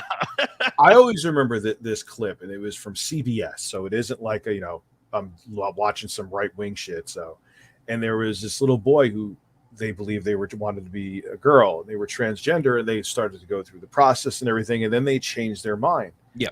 What happens if they had some kind of surgery? And again, I don't know what the laws are, so that's the thing. Maybe it doesn't happen. But what happens if they had some kind of irreversible surgery and they're like, no, I wanted to be a boy. I didn't realize. And that was on CBS. And I always remember that sticking out to me. Like, yeah, if something happened that was irreversible, their life would have been forever changed and ruined. Yes. And as far as I know, which is terrifying, it's terrifying to hear this, but as far as I know, there is not a law on the books, except for in 2 states, that prevent a child from having a sex change surgery at any age. There is no law that prevents it, which is why there's 2 states. I know Tennessee is one of them, but I think Florida might be the other one. I don't really remember. Maybe Arkansas is working towards it, but they're wanting to ban sexual change procedures on minors, and there's people marching against it. And that's an issue because, like you said, it's irreversible. Irreversible. If there's a surgery done. So yeah, we agree on that. It's not that I'm like virtue signaling. It's not that I'm like trying to overtly say, oh, I care about these children. I'm literally putting myself in the situation, and it scares me. I'm like, what if I would have done something like I love my penis. It's like my boy. Like, we're boys. Yeah, I am friends with my penis as well. Like, God, it's terrible. What if I looked down and I was like, oh man, I wish something could be different, and my parents wouldn't have fucking fed in, and you know what I'm saying? Like, it's just terrifying. And oh God. This is why with my takes, the left hates me and the right hates me. The left thinks I'm a fascist, and the right thinks I'm a liberal cock and can't stand me. So I don't win either way. Yeah, it's saying well, I'll have people on, and people will call me a alt-right Nazi guy, and I'm like, I don't even really have any conservative opinions. And then I'll have like somebody like I'll have Boogie on or something, and people are like, wow, you changed. I didn't know you were a liberal. I'm like, what the fuck? I just have a guest on, dude. What is wrong with you? Like, Jesus Christ, I don't want to pay taxes. That's not either of them bitches. That's the middle guy. Like, yeah, we pay more taxes percentage wise than corporations do. But anyway, yeah, I don't. Please let me stop. Devin Linda says, first super chat for the stream. Going off the trans topic, I read an article featuring Caitlyn Jenner's statement regarding the trans female student joining a sorority. Rather hypocritical. Maybe. Yeah. I don't know. All I know about Caitlyn Jenner, for a transgender woman, she has some weird ass takes. Yeah. It's just kind of like she kind of shoots herself in the foot with her mouth, whatever. But anyway, that's besides the point. Yeah. Thank you, Devin, Linda. I appreciate you. That's a good question to ask you, because that's a fun topic to talk about. Well, let me read these two super chats. So what do you think about Fast X? I haven't watched it, T-Mac. I've only watched one, and it was the one where the dude had passed away. Saying, was free porn before the internet? Late night girls gone wild. Dude, you ain't lying. You ain't lying, son. Bro, I'm even older than Camelot. Yeah, you're going to like Sears catalogs in the bra section back in my day. The freaking the fold out centerfold of Madonna with her hairy armpits and her hairy bush, bro. I beat my anyways. Garfield, gonna be honest, Rich, calling out the quartering at random food court was pretty cringe, but so is Jeremy's videos on Elon. It was cringe on purpose. I know it was cringe. 100%. Yeah, I watched it and I was like, yeah, that's the bit. That's the bit. That's the point. It was meant to be cringe. I was yelling it at old ladies. Yeah. Glad to catch this live. Stopped watching Rich in 2021, Jan 6, when he went with Shock on a stream. Lost our respect then. Never going back. Didn't watch it. That's fine. Yeah. That's cool. We could have differing opinions on that, and I saw what I saw. So yeah, I have people telling me they stopped watching me years ago all the time. If somebody chooses to do that, dude, that's their prerogative. But also, don't do the guilty by association thing where you like, if you find out that somebody's friends are rich, you're like, well, I hate that guy too. You know what I'm saying? Yeah. I always tell people to form their own choices. Like you can like for example, you could love Pat the NES Punk and not like me, and that's okay, or vice versa. You know? Oh fuck, I hate Pat. I hate him too. He's a pompous fucking dick. God. Yes, Samantha, I'll always answer tough questions. I don't want you to, I wouldn't dodge stuff like that. It's the only time I'll dodge something is if it's like a known troll and they're trying to get me to talk about something like personal info. Yeah. But I wouldn't dodge a question like that, even if it's tough. So I was at a gaming convention and I was doing a panel there, and I was there hanging out with Boogie and a few other guys. And I was in an elevator, and it was like 1 a.m. or 12. And I was in an elevator, and the fucking Pat the NES Punk walks in in some gym shorts and flip-flops. And it's like cold. Like gym shorts and flip-flops in his freaking giant fro. And he has a Burger King bag, and he's looking through it, and he's just like skittering to himself and talking to himself. He's like, and I'm just like, what the fuck? And then he like got out of he was like, they forgot my sauce. Forgot my sauce. And then he like walks out of and I was like, that's a motherfucking creepy motherfucker. Of course he would. Oh my God, he's Phil. Of course he would complain about not having sauce on his fucking burger. God. The story that Jay gave me about him, and other people have confirmed it, is that he was at a convention one time where my editor was at, and like everyone was in one room, and like if you like think of to the high school mentality, like you would have the two weirdos, in but they thought they weren't like the straight up nerds, they were the nerds that thought they were better than everybody. That was like what Pat and Ian were doing, and they were just like lurking and looking at everybody else. Yeah, that's the thing. That's the exact reason why because I used to like Pat the NES Punk years ago when I watched him and James Rolfe. But dude, I would watch his like show with Ian, or I think that's the guy's name, and all they did was just gatekeep. Like every show is them gatekeeping like retro games and like old stuff, and like no one else should have an opinion and no one else should be able to like what they like. And I was like, this is cringe, man. Like, I love bringing people into shit I love. When they want, hey, dude, tell me. Why would you want to gatekeep it? Why would you want to keep people out of it? Yeah. Yeah. Like, dude, when people ask me about racing, I will talk about it for hours. I'm like, dude, this is what we do. It's so fun. You should come to a race. Let's have fun. I mean, Samantha Bullock, the lady that asked you the question. Yeah. She was like, hey, like, I want to know about your racing. And she DM'd me and I was like, yeah, let's talk about it. And then she was like, can I come to a race? And I'm like, yes, you can. And she drove 18 hours to see me race in North Carolina. That's cool. So, and I met her and her family, and it was awesome. So like, yeah, I love that shit. And it's so weird when people gatekeep. It's fucking weird, man. Like I just don't understand that. Like, why would you want to keep people out of the stuff you like? That brings more people in, you know? Yeah, it's an elitism, and the thing that's funny about them is, besides that elitism, which is true, I've noticed it myself. Yeah. It is the hypocrisy of they had. I think they kind of scaled it back and they're semi-retired from it. But you have a podcast where you give hot takes on multiple people all the time. And their issue with me was when I had the Diablo Immortal video where I, criticized Pat. They were mad that Pat was mad I didn't give him a heads up first. I'm like, heads up for what? Were you going to go, oh yeah, Rich, sure, criticize me. That's fine. Do you give heads up to everybody that you talk about every day? I guarantee you don't. No. How many times has Pat talked about Tommy Tellerico, which I have talked about him plenty too? Did you call them up each time, Pat, to have that conversation to see if it's okay? Like, it's just two double standards, man. Yeah. And there was just another video out about him, which I'll end here with that. I forgot the YouTuber that goes into all of Pat's hypocrisies, and it just proves exactly what everyone already knew. Dude, it's insane. It's just blatant hypocrisy, and I'll just never understand it. Thank you, Quartering Imagining Black Dad. I stopped watching Rich after he owned 200 quesos. Oh, so you stopped watching back in 2014? Oh my God, that's old lore, man. That's dude, it is very weird actually when you see people mentioning shit from like the early days. I'll have people being like, hey bro, like somebody will super chat and be like, you should give them 1,000 milligrams of fist. And I'm like, holy shit, that was like my 8th video of all time. So what do you? Yeah, some people bring up shit in my chat too that goes back to like 2010. I'm like, you were here from the super beginning. Yeah, and one of my mods came over this weekend. So like somebody was like, hey, I want to come hang out with you, like on a stream like 6 months ago. And I was like, well, just come to my house, I guess. When we just set it up, we'll plan it.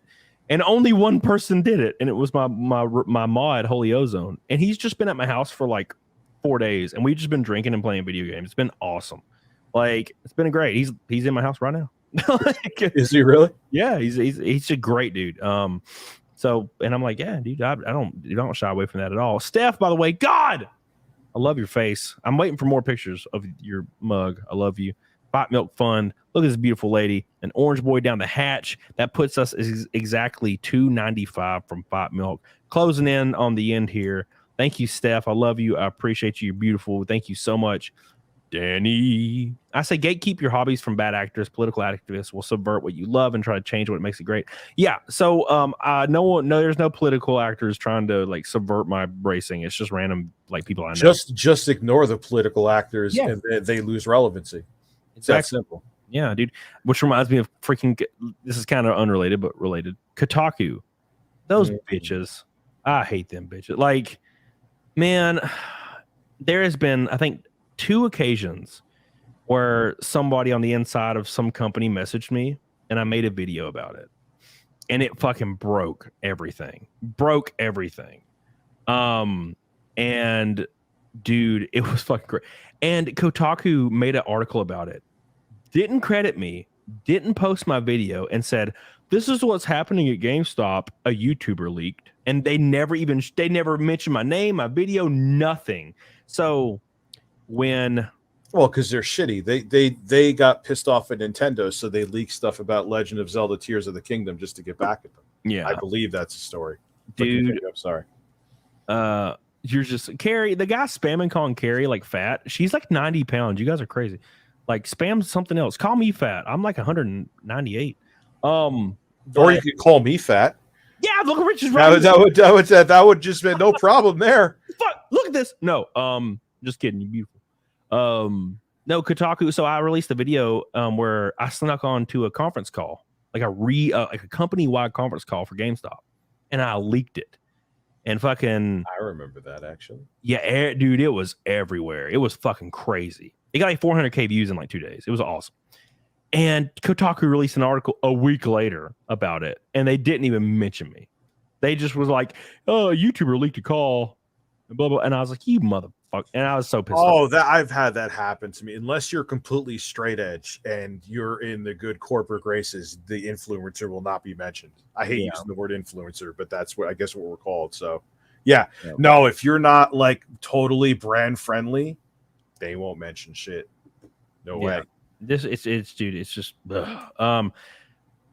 Jacobs says, Rich, do you think Rumble can become a YouTube competitor? Also, I'm going to combine this with another question from Rumble, coincidentally.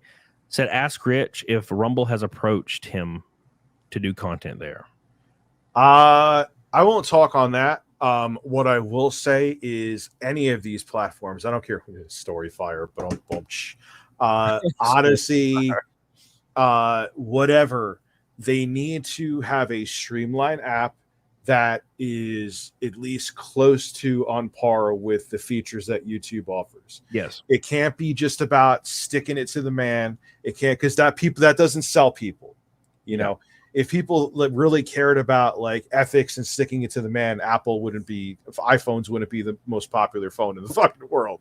Yeah. You know, so you got to have the product to be competitive with what you're trying to compete against. You can't just go on goodwill. And that's with any of these companies trying to be YouTube competitors, including Twitch. Yep, exactly. And, you know, I've talked to Rumble a bunch, and Rumble's been a really good app for me. It's been awesome. Like, I've been really enjoying it. But when it comes to becoming partnered, like exclusively with Rumble, like on a money deal, you got to be a disenfranchised celebrity, a disenfranchised political activist, or a internet celebrity. So that's pretty much the entire thing. So yeah, unfortunately, I'm not big enough for that shit. So thank you, Jacobs. I love you. Appreciate you. Rumble is a good app. That they updated their mobile app finally, and it is balls to the wall. It's so good. But you can't do Rumble rants from it yet. So that's something they're working on and they're working towards. So that's going to be really good when we get there. Because 85% of people use mobile. It's very important. Thank you, Steph, again. And let's bring up Disco Cobra. He said, so are these guys just random trolls who came on to hate? I know that's common, but pretty random and sad to think about. Their entire existence is hating and trolling people from the past or make stuff up. That is the way it's that's just part of the job. Yeah, it's like when I wrecked last week at my race, I was bummed out because it was my throttle hung. It wasn't my fault. The throttle hung, and I just fucking flew into the corner and just nuked. And I felt real bad, and I was like, I'm gonna get fired from my team. It's gonna be awful. And everybody was super supportive. They're like, dude, this is part of the job, man. Like, don't worry about this shit. It's part of the job. And that's the same thing when people spam in the chat and they're like, oh, you're a scammer, a bitch, which I am a scammer and also a bitch. But still, like, it's part of the job. Me and Rich have been targeted by the same people like half the fucking time. Oh, yeah, that's very true. Yeah, he's actually dead on accurate with that one. Yeah, so, I mean, it's part of it, man. Just got to take it not too serious. I worked in retail for 13 years. Somebody call me a bitch or something does not bother me. I promise you that. Ralph, yeah, me too. Dude, I mean, you know how many times a 50-year-old white lady said some crazy shit to me? Like, dude, I'm not worried about a chat guy. You ever buy and sell something from DKOldies? Thank you, Ralph. I totally forgot to talk. Can you give me a rundown of DKOldies real quick, Rich? I don't even remember how it started. All I heard was, because this is when they were like super, super viral. Hey, Rich, you ever hear of DKOldies? I hear their stuff is shit. I hear their stuff is good. They charge insane prices for used stuff. So I'm like, all right, everyone's talking about them. Let me see if they're priced. Like here, I'm thinking, all right, if they're selling a Sega Genesis for $300, it's ridiculous. But if they're actually doing what they say they're doing on the tin and really refurbishing it and cleaning it up, then if people want to spend that money, they could spend it. Dude, I got the stuff from them. It was barely even touched, let alone refurbished. And that's what people were saying they were scams for. It wasn't the price of what they were selling. If someone wants to sell a Game Boy for $2,000 and someone's dumb enough to buy it, and they're just saying as is, who cares? They were showing videos of them, like almost looked like they were detailing the consoles. And not only were they not doing that and lying, and then putting a sticker on the bottom saying it was a tamper sticker, which is illegal in the States. Damn. Then on top of all that, they were trying to say that we were just hating on them and you know, going out of the way and putting out misinformation. So yeah, no, that's how that started. And it's still kind of an ongoing thing. It's died down a little bit. You know, how many more times could I buy a console for them to show them that it's shit? But maybe I'll do another one out of interest to see, because you know what I'm interested in, and I'll end that with this, is that maybe because the hype died down, because they actually did start refurbishing their consoles. Yeah.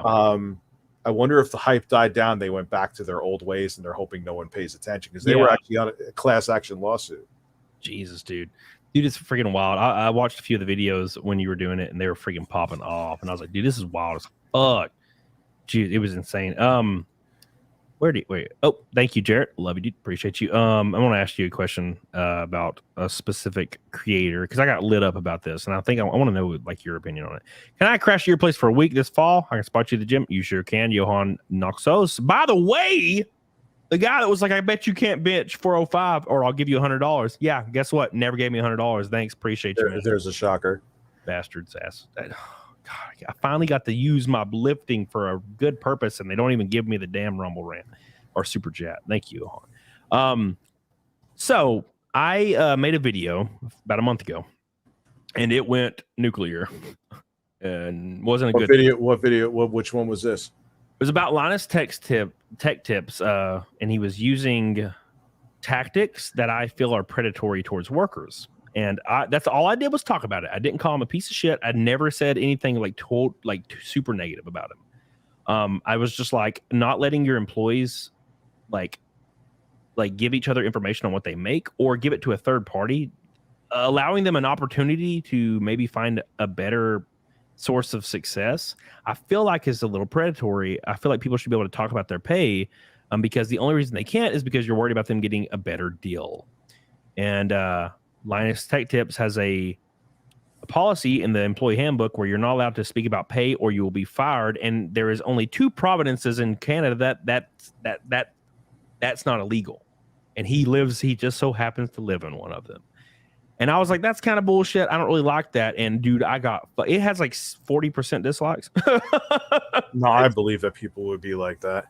Dude, it got fucked up. So yeah, what is your opinion on, I guess, him in general, and then also your opinion on like maybe his business practices? He also stepped down as CEO, I think he announced 2 days ago. Just recently, yeah. I didn't hear much about that, to be quite honest. I didn't see that video from you in my feed, which is also quite strange. If that is the case, that is sketchy as all hell. It's kind of like what they used to do in the video games industry early on. Someone's really obsessed with Carrie's weight. Yeah, I already fixed it. We're good to go. Yeah, they need to get a fleshlight and fuck it. They used to do this in the 80s with the video game industry, where when you beat a game and it had the credits, they wouldn't show the people who designed the game because they were afraid that they would get a better job somewhere. Yeah, you shouldn't gatekeep. Here's the thing. If this is the case, Linus, and like I said, I believe you, Cody. I just didn't hear anything about it until now. Why don't you offer better salaries then, so your employees don't have to worry about going somewhere else? Yeah, and it's that simple. It's that simple. Like, just allow people to talk about their salaries, because there is no one can. And I've asked this question a bunch. I've been like, hey, look, you may like Linus. That's great. He has great content. He's done a lot for the platform. But why does he not allow employees to talk about pay? And they never can give me a rebuke as why. They're like, well, it's his. They know they signed up for his job, so they follow his rules. And I'm like, okay, that's fine. Doesn't make it right. If someone needs employment and that's the opportunity that they have at the time, they're desperate sometimes to sign something. Right. And so that's the whole point. It's like, so why? What is the positive around that? And they can't answer it because there is no positive. It is only so they can't be poached and get a better deal somewhere else. They make less money. And then Linus also, and this is my other point of contention with Linus, and keep in mind, wish I knew about this. I would have definitely talked about it, but continue. It was wild, my life has been crazy. But that being said, I only had one more point of contention. Linus in a podcast said he honestly doesn't feel like, and this is a little out of context, but what he said is what he meant. Somebody asked about unionization, and he said, honestly, and I think this is verbatim. He said, honestly, I don't feel like workers need more protections. And I'm like, that's basically saying, man, that's such a CEO thing to say. Exactly. And so I was like, I don't like that, because that means there is no progress to be made, and that is not true in almost any field, in any like category, and especially in the States. We need more unionization. Yeah, so we needed good checks and balances, you know. So like dude, people were so mad. They're like, you just want to be relevant with your tiny bitch ass channel. And I was like, no, dude, I just that's always what it's about. You never, if you talk about a YouTuber with a bigger following and then you're clout chasing, if you talk about a YouTuber with a smaller following, you're punching down. I actually got that with Pat and Ian, and I got that with Quantum TV. It's like, no, you're a public figure. It doesn't matter if you have 6,000 subs or 60 million. Like, if you're putting yourself out there, you're subject to whatever opinions. I don't even want to just say criticism, because sometimes I think positive things to say once every 3,000 videos. Yeah. So yeah, you got to be able to speak your mind on this stuff and stop what people. Not everything's about clout chasing. Not everything is. Yeah, and the thing is, like, I don't hold any. And I mean any ill will. Like I don't even have a negative opinion of him. I just there's 2 points of contention, and people were like saying I was a hater and a troll and trying to. And I'm like, dude, no, I don't think negatively of the dude. You're going way too far. Like, you know what I'm saying? Because they can't. Because a lot of times people can't look past the fact they enjoy the content, and they can't look at something objectively. They're like, I am a fan of this person, therefore you criticizing them in any way is an attack. Which is dumb. Even with, like, I tell people that keep it, even if you're a fan of me, if you think I'm doing something stupid, hold my feet to the fire. But you know, there's a lot of people, but a lot of YouTubers don't do that. I don't know about Linus. He seems like a pretty generally down to earth guy. Yeah. But yeah, people fanboy and they get too enamored in the product and don't think about the actions of the person behind it. 100%. Yeah, exactly. That's a great way to put it. Let me go back here and make sure I covered all my points here. 200 likes away, by the way. Thank you, Sonia. Sonia is pushing my channel in there. Dude, I love her. Sonia is easily the GOAT. She's the best, man. And she's awesome in real life. She's my favorite. 200 likes away from goal, by the way. And make sure you hit that like button. We are like 220 from Fight Milk, but we are at Naked Snake. We passed the time allotment for Naked Snake. So we're going to do, if you want to do it, Rich, I'm going to peel my shirt off. We're going to have a good time doing it. Thank you, Bro Man Noodles. You guys plan on doing a stream together with Boogie? You said that before we started the stream. You were like, man, I get that request so often. Yeah, me too. There it is. Yeah. Dude, Boogie's a great dude. And he's fun to talk to, and so is Rich. So, dude, I'm down whenever. I try to do whatever I can. Even though sometimes it gets a little hard. It gets a little hard because, as you know, I saw you were on Side Scrollers the other day, and it's just, yeah, I'm doing like 5-6 shows a week, and I'm like, I can barely breathe. You know? Yeah, it's when I give you credit, man, because I'm going to start doing things where I interview people again. It's tough. It's definitely, you know, it's tough to get people to interview because it's tough to coincide or get schedules working, and you know, it's a lot. Yeah. People don't realize there's a lot behind it. Yeah, there is. So, number one point on that is getting guests or getting people to come on. Like, dude, I will have an entire month scheduled, and then like half the people will cancel the day of. It's fucking brutal, and I'm like, oh fuck. I'm like, uh-oh. That's where it's kind of like, man, just like doing my own stuff and reacting to stuff is like, you know, I could do it at my own pace, but I know if I want to grow stuff, I got to have people on it. It is fun to have people on too, dude. It's so fun. And speaking of that, Monday, I have a guest on that I'm not going to say their name because there's reasons, but it will be I've never looked more forward to a stream, and which is funny because I was like, man, I'm really looking forward to Rich. And then I was like, Monday, I'm like, damn, I'm really looking forward to that one. And then Wednesday, I'm like, man, I'm really looking forward to that one. Like, it's 3 in a row that are freaking popping. So Monday is going to be, do not miss Monday, guy. I'm telling you, do not miss Monday. It's going to be wild. It's Amaranth. It's not Amaranth. That would be fucking cool, but it's not Amaranth. We're going to do Naked Snake. And then we'll close it out. I know you said you wanted to get to bed. So we'll close it out. This has been a dream stream. Yeah, I know, Sonya, you love Rich. Look how beautiful she is, by the way. Yeah, she is. She's gorgeous. What a beautiful lady. She looks like that in real life, by the way. It's not a troll.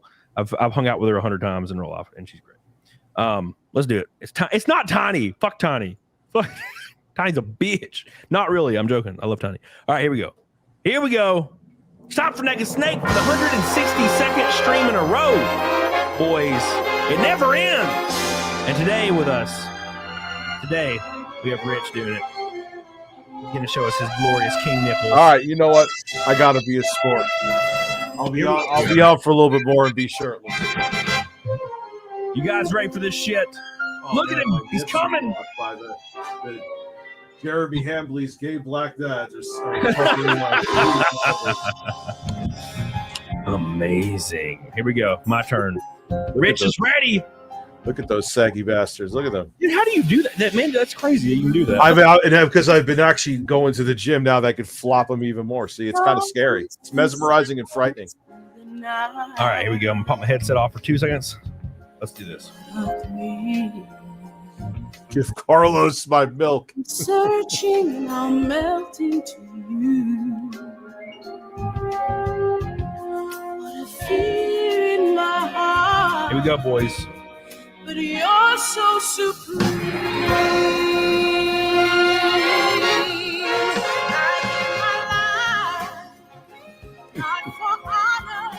We have the same physique, as you can see. Oh yeah! Woo.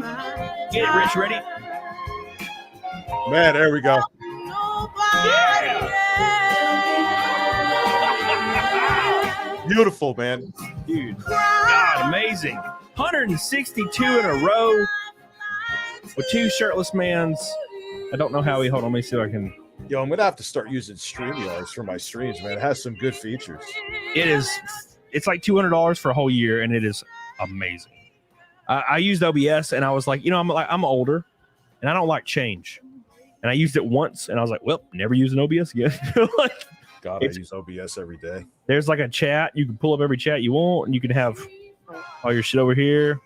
Hoping that it works. The only thing I'm scared of is if it works with my camera. But that's shop talk. I'll shut up now. Yeah. Steph, I love you. I'm going to give you a flex, Steph. Ready? Got double. There, boom. Oh, same physique, baby. Look at that. Isn't that beautiful? Woo, Lord. God, they just be going ham tonight. Jessica Reloaded, my girl.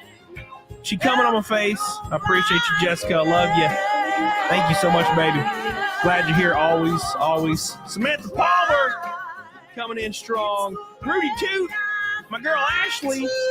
Also, thank you for the locals tip, baby. I love you. Dylan Bacon, my boy. Man, they're flying in, man. They're flying, son. It must be my nipples. That's what it is. 100% that's what it is. There's never been nipples quite like these nipples. No, mine are like chewing gum. Thank you guys so much. Thank you, Ashley. Here we go. It's the end of it for the Naked Snakies. We're going to give one more titty jiggle.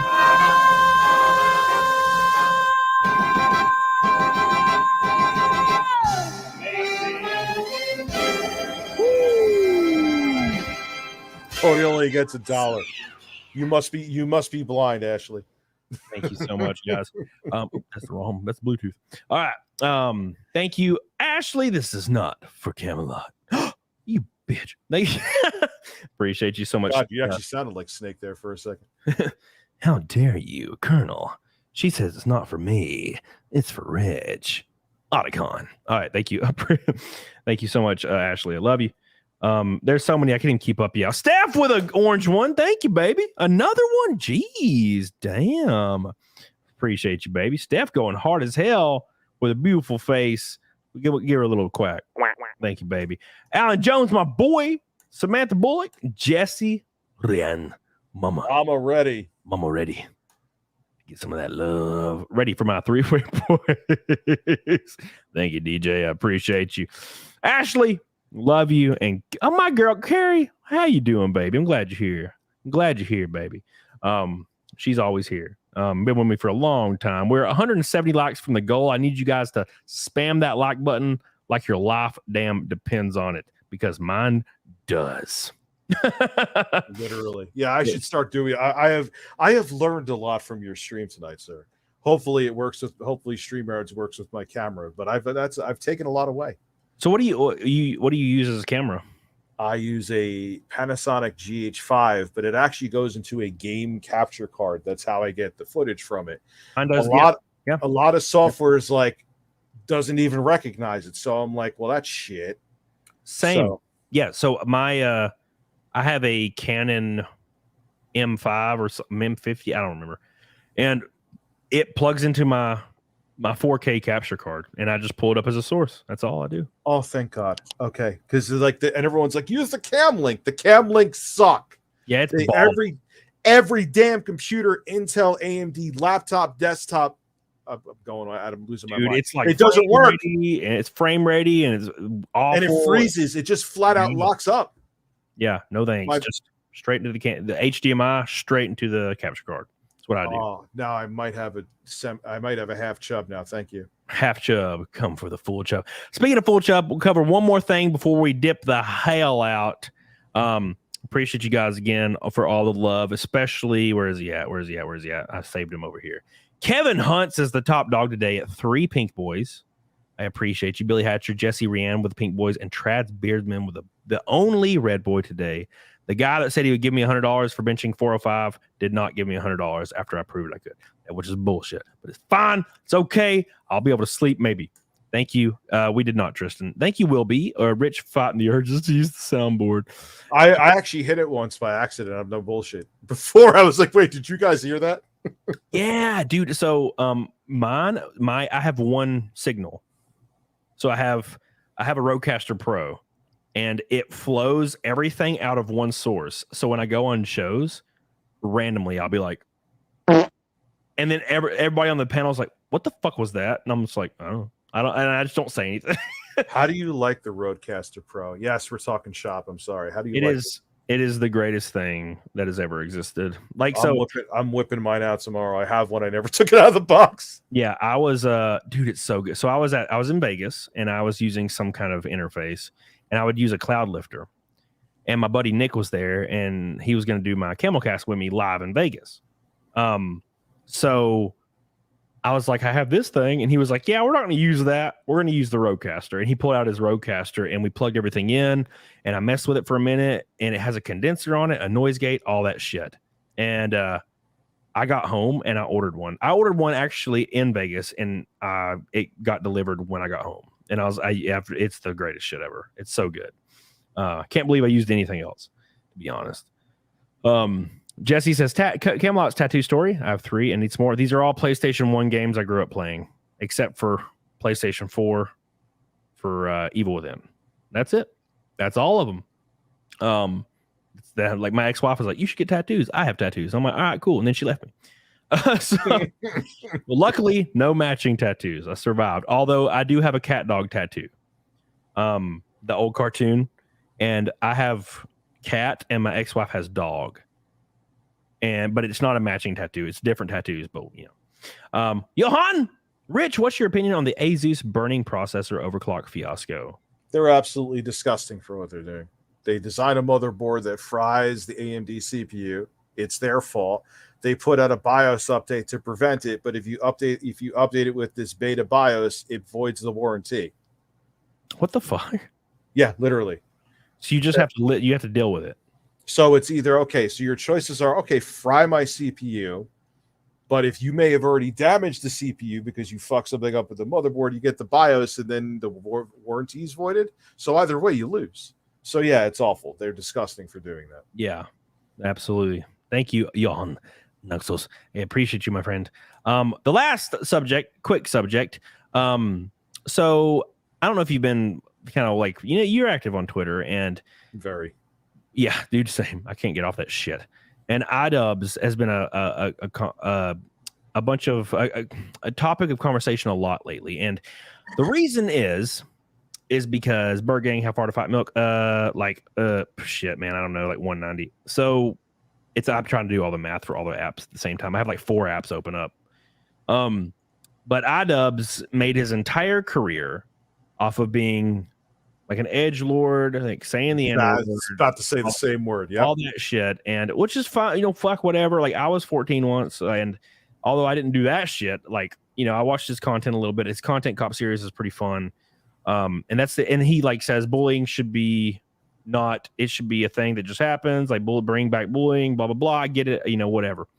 So that's how he made his money, how he got noticed, and that's how he got his platform, which he uses to this day to build wealth. Now, all of a sudden, and I know why, because I understand, I have friends like this, but now he's being really over the top, like triggered by a lot of things, offended by a lot of things, and pretty much just acting after he made his wealth, acting the complete opposite of how he used to act, and is shaming people for not even doing a tenth of what he did, because they're like making fun of his wife or something because she does OnlyFans, which is whatever. And the reason, quick context, the reason he's acting this way is because he has a girlfriend, and you can kind of tell. I don't know about you, but when he's married, right? He's married. Yeah.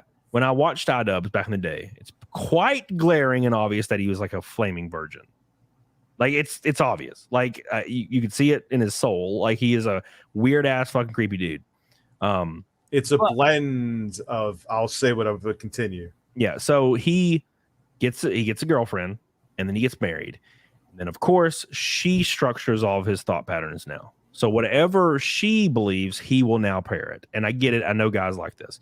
And it's kind of obvious that's what's going on. And he's facing a lot of backlash because he's currently using this platform that he got famous off of doing the most heinous shit. And now he's calling other people out, saying they're bad people. It's very hypocritical. And now everybody's calling him a cuck. Because I also agree with that one point, and I'll finish with this. Doesn't she do OnlyFans? Yes, that's the point. Is I would never be with a woman that did OnlyFans. And it's not because I'd see that as a negative. It's because I'm not interested in it. Now, granted, like women can do that. I think sex work's cool. Fuck it, dude. I went to the strip club the other day. It was awesome. But like, I just wouldn't be in a relationship with a woman that had one. Because I'm like, you don't need that. I have money. I'll take care of you. So I'm just not interested in it. But no shame in it. Do what you need to do. So long as she was monogamous, it wouldn't bother me. I guess it's a little different. It depends. Yeah, some people are okay with it, and that's fine. It's just I'm like, I don't want that to be a thing with me. Yeah. Like, what I'm saying? Like, and if she's like, well, you can't be with me, I'll be, all right, well, next. It's fine. Yeah, no, hey, you could have I can understand your take too. It's just preference, to me. Yeah. So, but that being said, like, what's your opinion on like idubbbz in that aspect? I'm sure that it could be literally everything under the sun combined together. Could it be that his wife is influencing him? Fucking of course, man. Pussy's powerful, period. End of discussion. You can stop it right there. You don't even have to go any further. But could it be that he's also grown up and seen things? Sure. It could be that combined. It could also be that now he's becoming more mainstream, and the mainstream is pressuring him to disavow his old ways. Yes, it could be all of that combined. I think it is. I think it's weird that in a way, look, there's always, I'm sure, like if people were saying like racist shit to him, if they met him, like, hey, and like that's, but to lump a big chunk of your audience, it seemed like what he was doing, and just say that I don't like these people, motherfucker, they're the people that put you where you are. Exactly. Yep. Not all of them are like the fucking weirdos you met at a convention, dude. Like you can't. That's the exception, not the rule. Like there's a lot of people who tuned in because you pushed limits and you were funny. I even in 2016, I remember him using the N-word, and I'm like, oh, don't do that. Don't. No. Even in 2016. Yeah. Okay. 100%. Yeah. But there was a plenty of like his bad unboxing videos were funny as fucking hell. Had nothing to do with that shit. So like you're gonna disavow all the people because you went to a few conventions and fucking weirdos came up to you and they were the ones that were saying like racist stuff. Like, come on, bro. You're basically saying that now you're in a different position. You're pulling the ladder up. Exactly. And then the other thing that bothered me too, as a dude who's brutal, I am a brutal prick. But my thing is, I always tell my audience that's my opinion. Okay, I will never tell you to go bother anybody. I will never, because comedy is brutal. What do comedians do? They talk about what other fucking people or groups of people are doing. Okay, and then you have idubbbz basically saying that I was being a bully and this shouldn't be allowed. So you're saying that basically threatens, again, here you have an influencer who's what does he have, close to 10 million subs or 8 Something million like that, subs? yeah. Saying that, that's punching down. I think he even used the phrase punching down. So by you going on this totally politically correct route, you're going to essentially help kill comedy. You have a big voice. And if people hear you saying that people roasting other people is punching down, that's going to have that's going to reverberate. Yeah. Again, it's kind of weird because it kind of sounds like I'm contradicting myself. Like, look, Rich, you just said that people should have their own opinions. Yeah, they should. But if we keep going down this route of saying that comedy is like attacking someone verbally, we're fucked. Yeah. And when you have him putting out shit like that, I know I'm going on a big tirade right now. It puts comedy at even more risk because he has more of an influence. Yes, people should form their own opinions, but he's putting the narrative forward and mainstream's paying attention to it, but where any kind of comedy is bad. Yeah. Unless it's totally politically correct, yeah. which that turns into Lily Singh, and we saw how that went. Oh, God. Yeah, so it's a good point. And that's how I feel. Like all comedy. She's gorgeous, but she has the comedic timing of a half-dead squirrel. Anyway. Yeah, dude. Like either all comedy is okay, depending on how it's delivered, obviously. Either all comedy is good or all comedy is subject to being banned. So I think it should be wide open. And if somebody don't like something and it's delivered poorly and they suck at it, people will vote with their wallets and won't see them anymore. And that'll be the end of it. But yeah, like you said, the best thing you said there was idubbbz pulling up the ladder. That's basically the whole case. I thought it's like when Peter Dinklage complained that the new Snow White movie was going to have dwarfs in it because there's dwarfs in it and they're played by little people. Oh God! And he said it was like offensive, and so they fired all the dwarfs. So now you have zero work, and you're a famous dwarf that's an actor. You literally pulled the ladder up. Like that's fucking fucked up. Like it's amazing. It's like where you can't say they don't have the category blind playthrough on Twitch anymore because it might offend blind people. My God, it's insane. Johan says I run AMD Asus almost exclusively, and I'm rethinking my decision. When I build my next rig, I'm sticking with AMD, as I've run AMDs exclusively since the K6, but Asus lost me as a customer forever over this.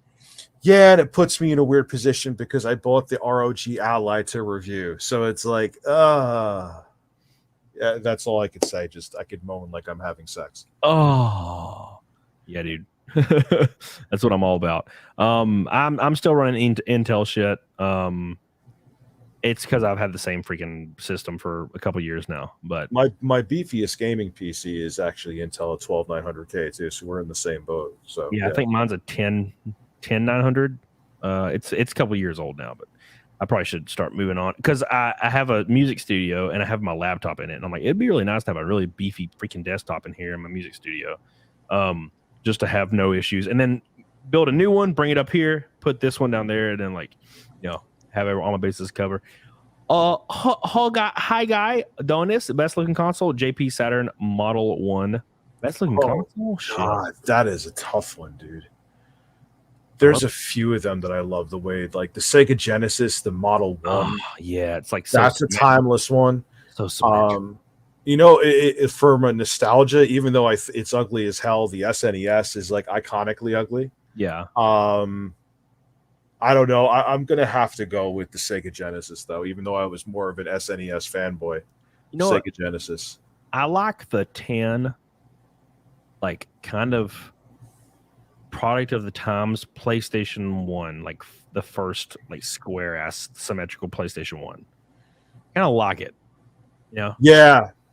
It kind of fit the era too. Yeah. And I like the asymmetry of the PlayStation 2, the fat one.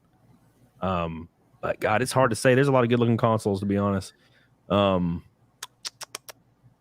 Yeah, it's a tough one, dude. Because N64 is a good looking console too. It is. It's a great looking console. Yeah, SNES is great too. There's a lot of good ones, man. I would say from the 8th generation, I know we're going all over. Xbox One X was probably the best looking console of that shit, and the original PS4 was good looking. Yeah, the original PS4 was perfect out of Yeah. the box. A beautiful console. Yeah. Jeb says Sega Dreamcast, fantastic console. I still have mine, although it doesn't. Yeah, it's a good looking console. I like the way the Dreamcast looks. I wouldn't say it's my favorite, but it's a good looking console. I love it as a console, but in terms of aesthetics, it's up there though. Yeah. Oh my god. All right, dude. Look, we went over the time I was planning on going but I just had fun talking to you, dude. I love you. I'm glad you came on, Rich. We had talked about a lot of badass shit, and thank you for answering some of these goofy questions that my boys be asking you. Hey, you got to be there for all the stuff, man, the positive, and you got to be there for people who ask you tough questions. If not, then we're no different than the other grifters out there. Exactly. So. Like, got to be able to have the conversation. Jesse, Billy, Kevin, Trad, with the top boys today. Don't forget Johan popping up in this like 50 times. Love you guys. You guys are goated as hell. If you're not following Rich, follow him. If you're not following me, I'm 30 subs away from 219,000. Giving me a little love, man. A little bit of that love. I got a new video coming out tomorrow that is spicier than dick ass. Get on it, doggone it. Make sure you share it because I'm getting wrecked right now in the demonetization train. So give it some love. And Monday, I can't stress it enough, guys. And I'm hoping nothing happens. Monday, gonna be a fucking crazy show. So you best be getting on it, doggone it. Anything you want to promote, Rich, while you're here? Merch is coming real soon, and check out RTU streams. That's actually where I live stream. Yeah. And with my time being at a premium right now, I'm going to be filming some stuff tomorrow, but I've been mostly live streaming, so you can check me out there. Yeah, I speaking of that, the RTU stream, I guess I'll just type it in. For some reason, it's not on my freaking quick bar. I quite literally pop into your RTU streams almost every single day.